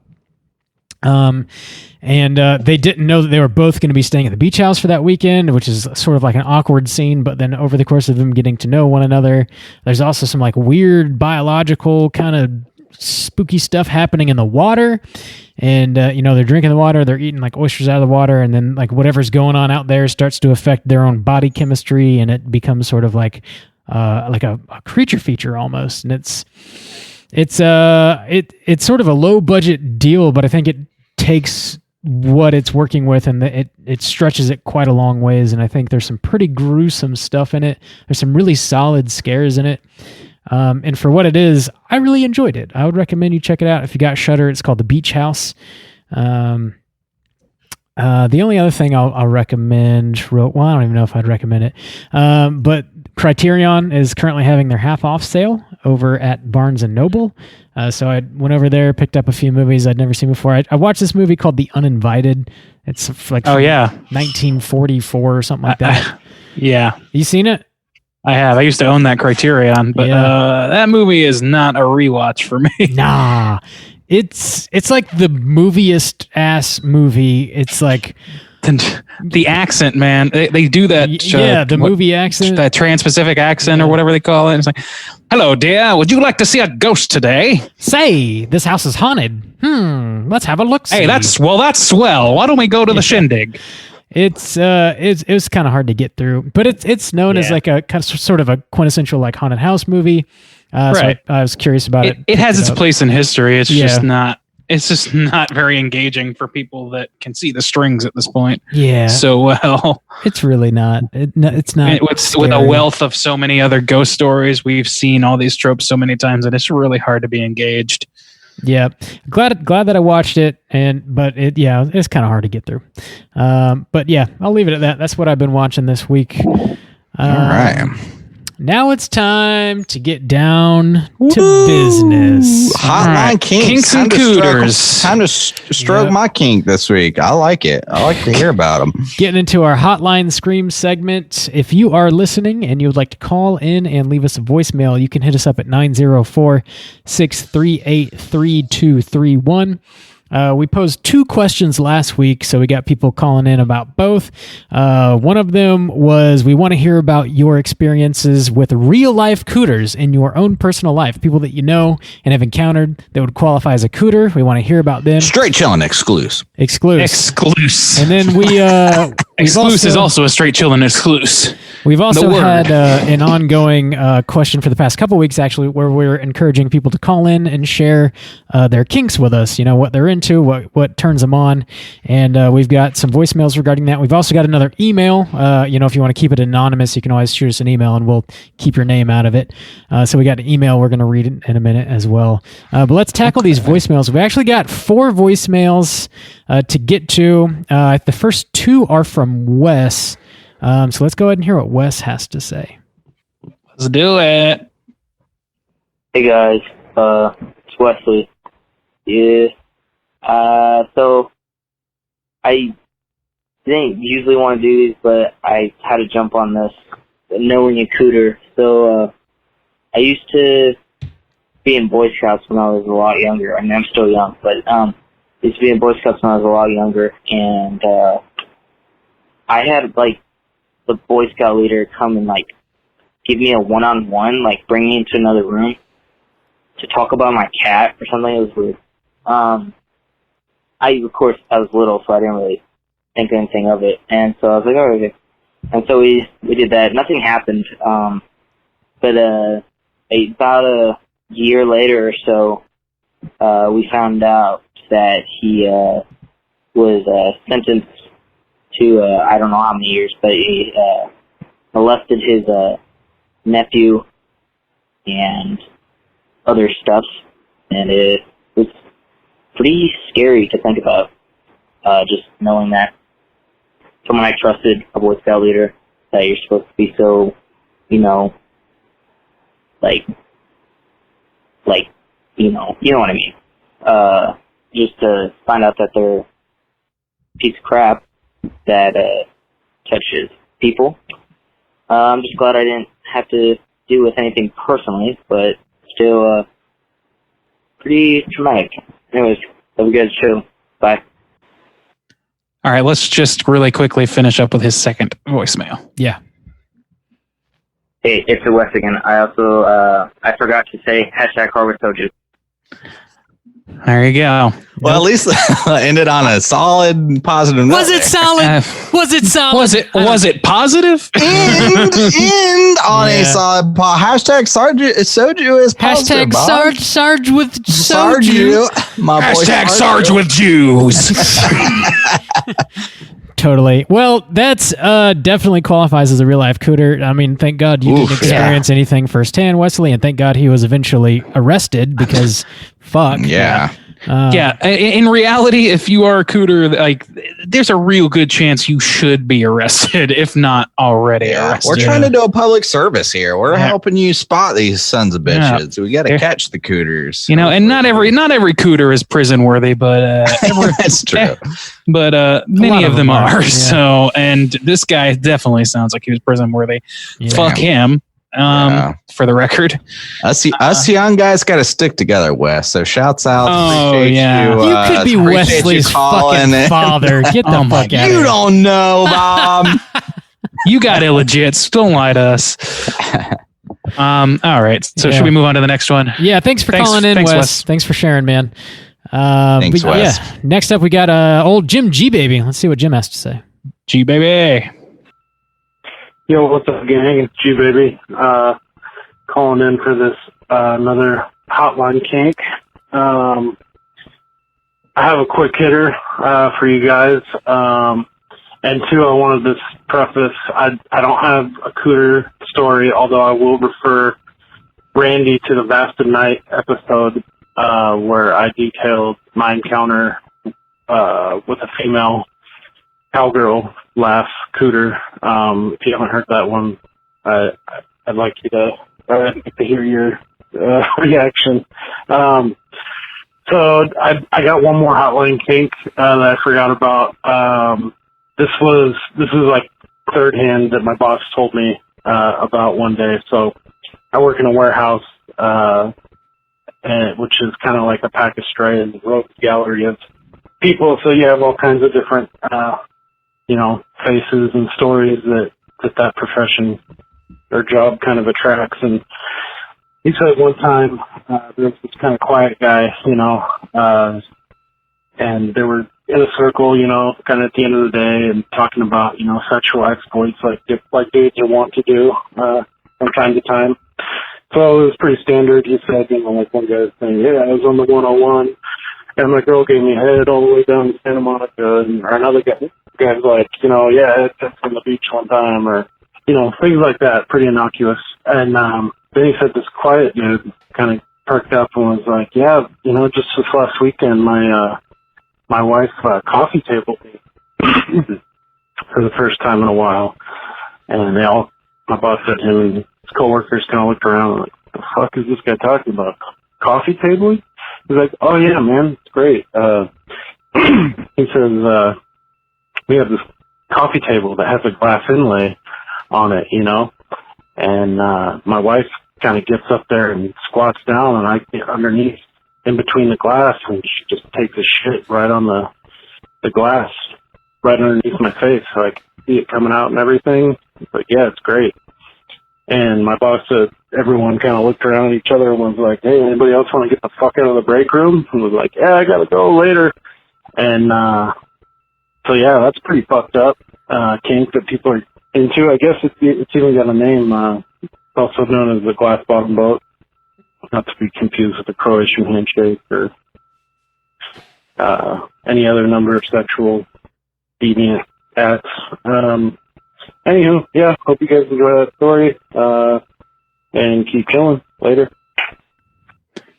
Thanks for calling in, G-Baby, and sharing some more twisted tales. I can't wait to get coffee tabled myself later on. The glass bottom boat is the best. I like the name. glass bottom boat. Yeah, I like that one. Extraordinarily disgusting to me. You can see no it kink shame, out. though. You can see How is it that now. got a name? How is it so Dude, how regular? There are names for things that have never been done because people like to make dumb dick and fart jokes like us. So yeah, glass bottom boat. That's pretty solid. Urban Dictionary is built on this principle. I love that G-Baby's voicemails have been on fire. Dude, I did get a chance to listen to that voicemail from before, and I mean, I gotta know if the man heard the ocean or not. Smelled the ocean, excuse me. He did. I gotta get resolution. I mean, yeah, logically it probably happened, but I need to hear from the man.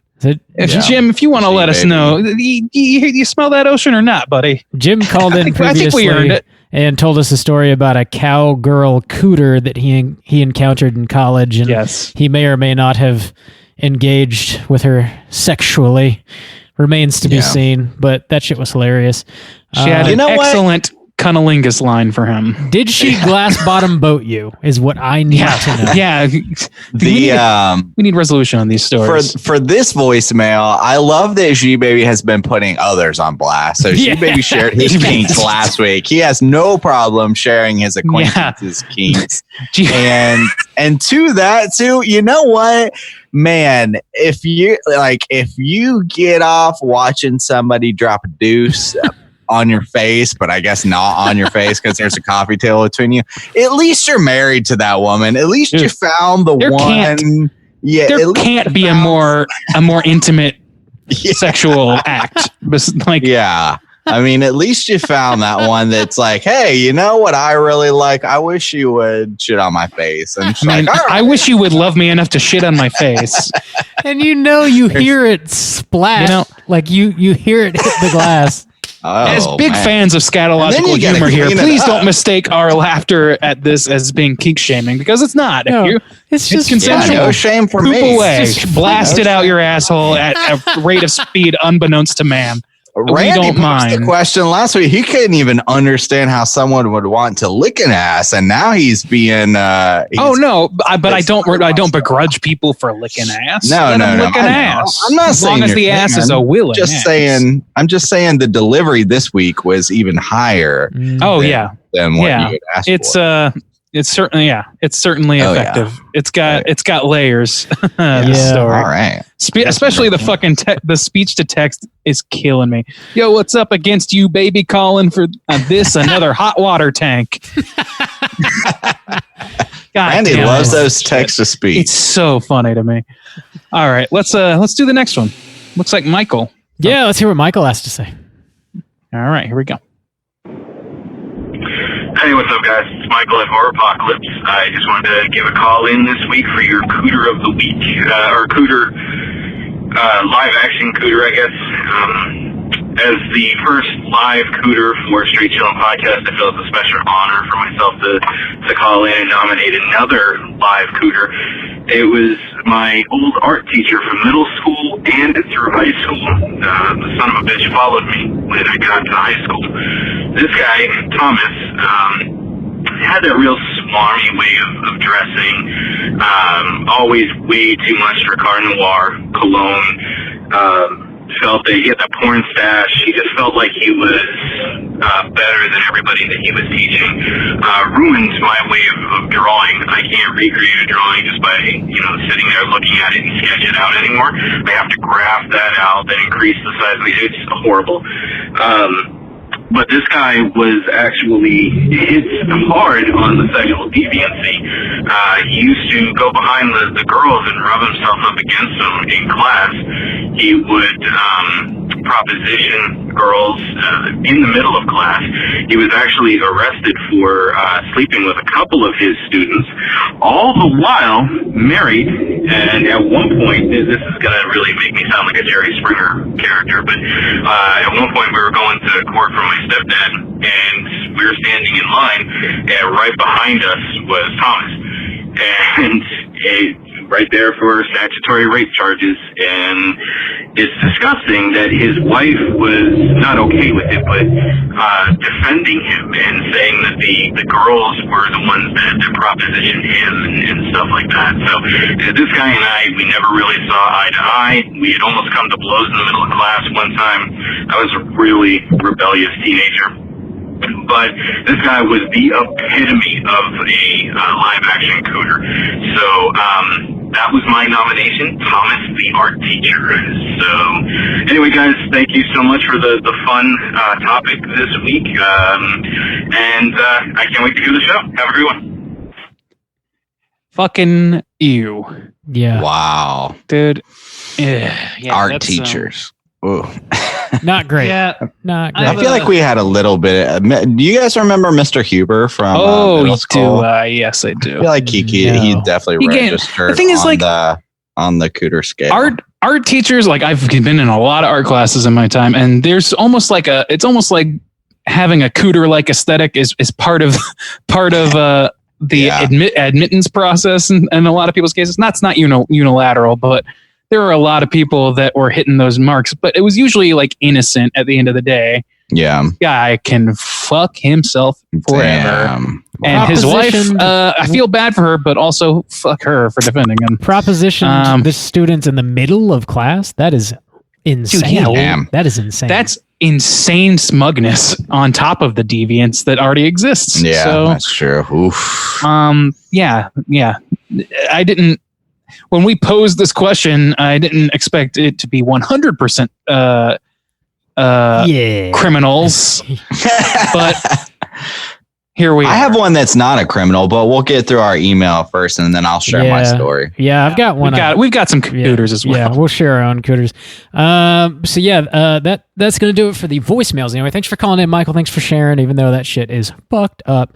So we got an anonymous email here regarding another kink.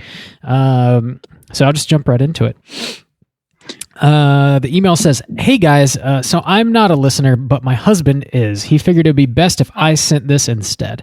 I guess he feels he's not good with words, but he has other qualities. Anyway, to get to the kink question, mine has developed over the years into what it is now, so I really need to give a little bit of build-up before I just dump it out there. I am and have been for, well, always, very into bondage. I am submissive, and I like my man to be in control. My kink eventually grew into not just being bound, but blindfolded with headphones on as well. The sensation of being able, of not being able to move, not being able to see, and not being able to hear what is going on around you is exhilarating. Your heart is pumping, and your senses are on fire, even before anything has started. Now you will think that was the climax of my story, but no, my kink simply started there. Now that you have the backstory, the VR helmet comes into play. So about 3 years ago, my husband got into playing VR, and he put the helmet on me one day instead of the blindfold. It was a bit disorienting at first, but then when he figured out how to set up his camera to live stream to the headset, my mind was literally blown. My kink is now about being bound with a VR set on, watching a live feed of myself. And since the feed is delayed, the element of surprise is even more intense. Anyways, I would not be surprised if there are others out there that do this, but I've never really talked to anyone about it. On the outside, I'm a fairly plain Jane stay-at-home mom. Husband says, keep chilling, and she signed it, not Karen. So that's something that I have never heard of before. Hey, personally. Whoa, that's Dude, pretty hot. Yeah, I could see that. I'm works. down with that. Yeah, I don't like the bondage Hit the stuff stroke. myself. Hit the stroking button, Randy. Oh, okay. Yes, boss. I be stroking. I be stroking, I've been baby. stroking. Yeah, it's pretty I'm down wild, with man. that. Because like I assume in that situation, because of the delay, you would feel everything that's happening, and then you would see it. Yeah, That interesting. has to be pretty disorienting. I would imagine. Maybe you get used to it. I don't know, but that's wild. I can definitely see that being a valid form of sexual expression, if you will. Yeah. So, yeah. No shame here. Not at all. Get you that. That's that high tech fucking right there. That's that 21st century fucking. Yeah. Yeah. We like to integrate iPhones into the bedroom. That's almost some Black Mirror shit, except it's not like super devious. It actually sounds pretty wholesome and like Yeah. very like just a family affair, really. Just a fun thing to do.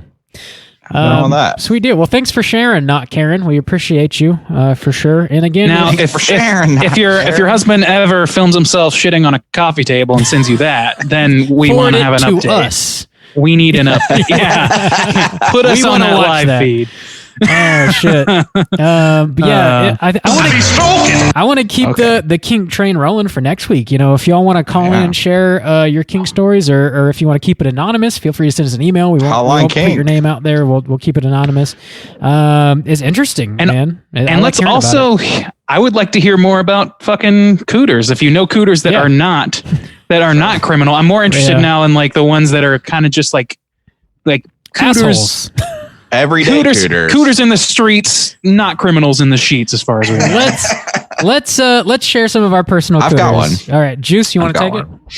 So you guys know I've mentioned this before on the podcast in a couple different areas, but in this one specifically, I used to work at a jewelry store.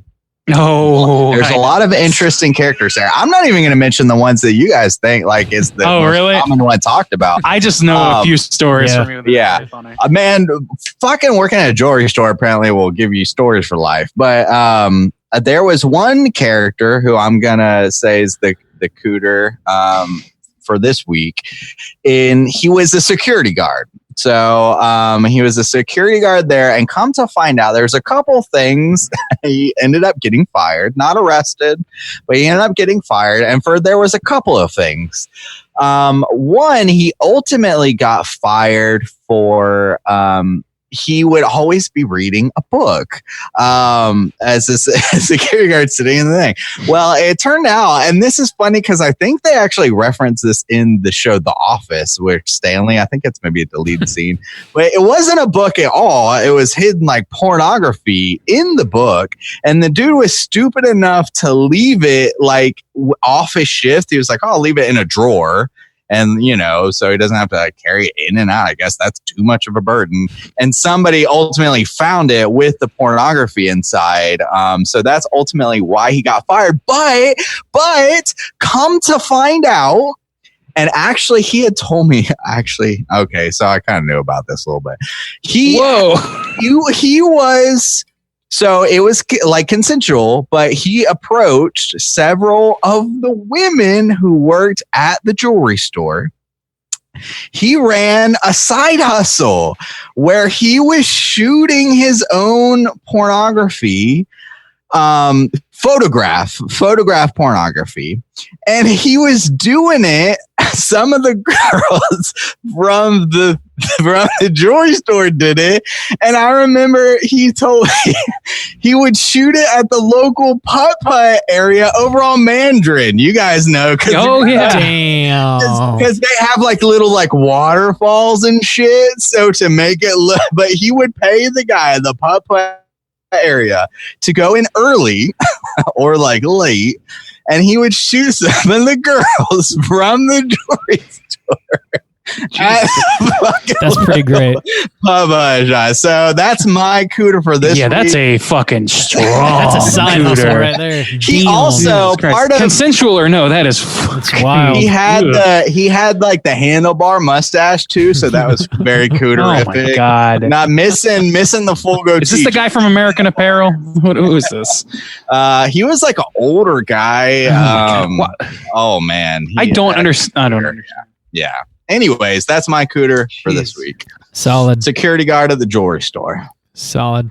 Randy, do you have one you want to share? I mean, yeah, this is this is actually the one. This one's one of the heavier ones as well. But this is a cooter that I used to actually be friends with. Not very close, but it's a guy that this is actually what prompted me asking is the outing of this person that I once considered to be somebody I had to look up to, who was a writer for a comedy website, and I made friends with them. I was on the forums, busy, hanging out with those people, and it was great for the most part. I didn't talk to him that much, but it was somebody I knew, and it turned out that over the course of his life, he has abused systematically so many women, including women on those forums. He solicited nudes from all of them, including the minors, several of them. And there's like hundreds of stories now coming out. Not hundreds, that's an exaggeration, but several stories coming out about this dude where he's like grinding up on a 15-year-old while her father's in the next room and he's 30 and shit like this. And the reason I brought up this question in the first place last week is because I was grappling with that bullshit. And he's perhaps the most manipulative human being alive to go down the list. He's obviously sexual deviancy is there. And in my opinion, he should be in prison. He is manipulative as fuck. He has threatened to kill himself to multiple of his current employers who just had to lay him off. He basically threatened to kill himself anytime anybody criticized his writing or his work, or he would just say they don't. Yeah, he's just an emotional fucking vampire. And let's see, what else? Attire.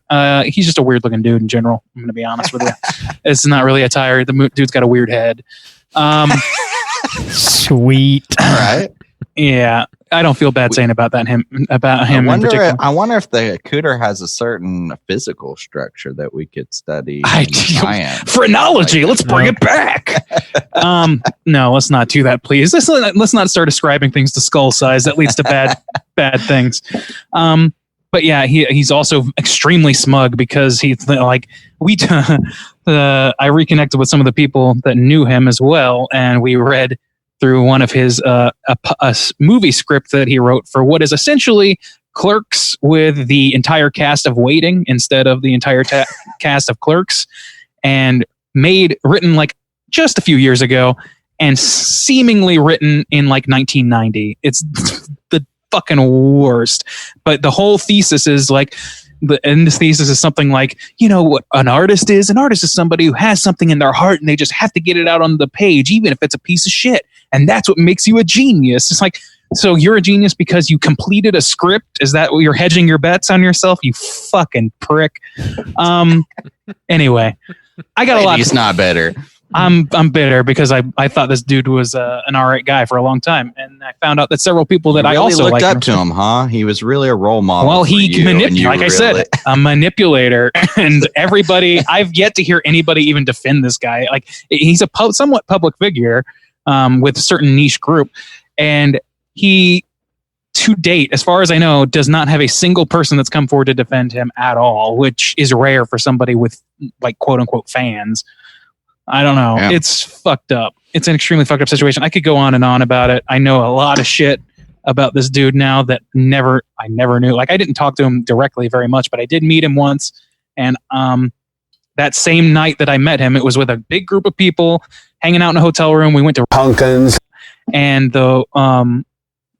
we came back and we were drinking beers or whatever. Everybody went to sleep, and he went into the next room and tried to kiss one of the other people's girlfriends while she was sleeping.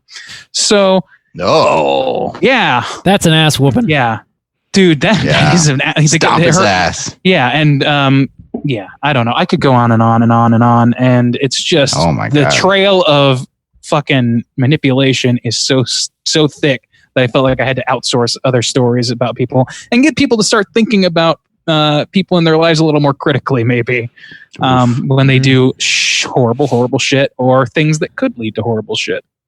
Don't trust motherfuckers is what I'm saying. Sweet. I'm here to spread discord. Sweet. I've got one. Bob? It's not quite as heavy as that. You guys have definitely heard me talk about this person before. My real life Cooter was this guy who's a worship leader. I played music with him for probably about a year or so in college. At various different churches, and he went to like some college in like Southern Florida and like studied to be a worship leader. And he graduated from this worship leading school or whatever. He had a hell of an ego on himself because he went to this school that produced like various other major worship leaders at churches around the country. What an ego! God damn. Yeah, he was very confident or whatever. So anyway, there's a lot to say. There's this one situation where we were playing at this church where like they hired the whole band for a while, and he would like manipulate the guy, the sound engineer that was hired on. Well, he was really just volunteering. They weren't paying him any money, but the guy would show up early, and the church was one of those churches that would set up in a movie theater every Sunday morning. So they had to like bring all the equipment every single Sunday morning. Oh my God. So it's a lot of work. That poor sound guy. Yeah, it's a lot of work. It's a lot of gear for this guy to unload, and he wanted the band to show up early to help him unload it. And he told the worship leader that, and he expected the worship leader to tell us that. That information was not passed down to us, specifically because the worship leader didn't want us to help him, because like they never saw eye to eye as far as like how the sound should be run, like how the mixing should be worked out. Like they just never agreed. So like he played us against the sound engineer by not telling us this information specifically to like spite him. So like we showed up, what we thought was on time, and got a fucking earful from this dude. I mean, he like unleashed on us. And then the worship leader showed up even later than us, and he brought like donuts to like try and smooth the situation over. God. It was like such an obvious ploy. Like everybody immediately saw what was going on. Wow. And like, so that's was some high manipulation shit. Jesus. Yeah, that was a whole situation. And then also further down the road, I was, I'd studied photography in college or whatever, and this guy ended up joining this like worship band, and they had like recorded a record and they were putting it out. And the band was probably, the dudes were probably in like their late 30s or early 40s, and it being in college was probably like 21, maybe 22 at the time. And they wanted some photographs to use for like promotional materials because they're putting this record out or whatever. And I, knowing the one guy who just joined the band to play guitar, he saw some of my work and he's like, "Hey man, you want to take some pictures for us, some promotional stuff?" And I was like, "Yeah, that's fine." And he's like, "What do you charge?" And I was like, "Hey," I'm still in school or whatever, so I'll do it for free. Just, I want to put like my little watermark in the bottom right corner so that it'll like help get my name out there possibly and lead to other gigs. He's like, "Yeah, that's cool." So I took a bunch of pictures of them one afternoon for free and like sent them all the files and stuff. I remember this so well. Yeah. And when we were there, they ordered a couple pizzas, and I had like a slice or two of pizza, and I sent them all the files after that. And they used several of the pictures that I sent them, and they just like chopped my watermark off literally all of them and then posted them everywhere. And I commented on, it was on Facebook. They posted one. I was like, hey man, thanks for the credit or whatever, obviously being sarcastic. And then one of these like random 40-year-old dudes like sent me like paragraphs upon paragraphs of just like how I'm an entitled piece of shit, and like he doesn't need to deal with like my vitriol and just like laying into me. I was like, you know what, dude, that's cool. You can feel that way. Take down all my pictures and we'll just call it square. You didn't pay for them. You're not giving me credit, so you're not using them. Like, we don't ever have to talk again. That's fine, whatever. And then like one of the other bandmates like laid into me after hearing that, and he was like, we had a deal, and as far as I'm concerned, like we paid you too much by buying you pizza, and just like, these are grown ass men with families, like married with kids, and they're just like going Christians. Fucking ham. Good Christian men, men of society. Yeah. And you know. I don't care if you did work for me. You got pizza. Right. Pizza's more valuable than work. And I reached out to this dude who was in the band that I knew, who I thought was my friend. And I was like, man, what is going on here? I was like, I'm not like cursing at these people. We just obviously had a deal and it's not working out. And like, I just take the pictures down and like, you'll never fucking hear from me ever again. Like, this is ridiculous. And he was like on their side. He's like, well, I kind of see where they're coming from. And I was like, all right, dude, whatever. So I just like sent an email to Facebook, and Facebook removed all the images for me. I got some more shitty emails, and they went on about their Christianly. You should publish that shit on their fucking Facebook page. It was I could not believe it. I couldn't fucking believe the shit that they were emailing me. It's unbelievable. In my experience, the people who jump to calling you entitled for asking them to pay for your work are maybe the entitled ones. Right. It's like, oh my God. Unbelievable. Or not even pay. Bob didn't even want them to pay. I never asked for a cent. Never asked for a cent. Crazy. Yeah, so fucking ridiculous. Cooters, they're out there. Choosing beggars on Reddit. You could post that shit. Karma out the asshole, buddy. That's all yours. Around there, that means big money. Big money. Oh man, Karma whore Bob. That's what we call him. Oh yeah, that's me. Shit's wild. Shit's wild out there in the Christian rock universe. Let me tell you what. Dude, the underbelly, the seedy Christian rock underbelly. I remember one time we went to a show that you guys played at, like in high school or something, and the band on stage was complaining about how the national religion had changed to Islam. The American national... Or no, to atheism, excuse me. Atheism. Oh, yeah. The American national religion. Somebody might need a history book. Right. Right. So yeah, those are some real life cooters. Thanks to everybody for calling in. Again, if you want to call in and let us know about your real life cooter, or if you want to weigh in on what kinks you're into, you can call and leave us a voicemail at 904-638-3231. That's going to do it for us this week here at Straight Chilling. We're going to be back next week with a brand new show. We're going to be tackling yet another Patreon pick. This one was chosen by good sir Michael, and that means it's probably going to be another really terrible movie. Yeah. This movie is called Deathbed, The Bed That Eats. It's from 1977. Slam your eyeballs into that. Get ready for next week's show. Fucking Deathbed. Some motherfuckers always I bet it will be ice skate uphill. I bet it will be very medium and vanilla. I bet I won't have any strong reactions to it whatsoever. I mean, it can't be as bad as the last two, right? That would be the ultimate. That would be the ultimate punishment for Michael, as if we're just, this was certainly a movie that, What if we the runtime is 91 minutes and approximately. What if we genuinely love it?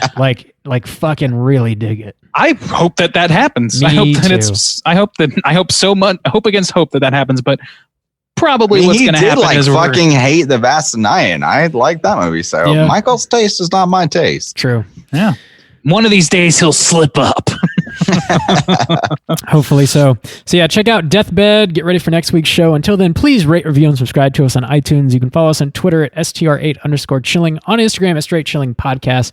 Send us an email through our website, straightchillingpodcast.com. If you want to join in on our daily Slack channel conversations, just shoot me a message on any one of those social media outlets, and I'll send you a link to join in on the Slack channel fun. Check out our YouTubes. Check out all of our shits all of our glass bottom boats. And until next week, all you mother truckers, please keep chilling.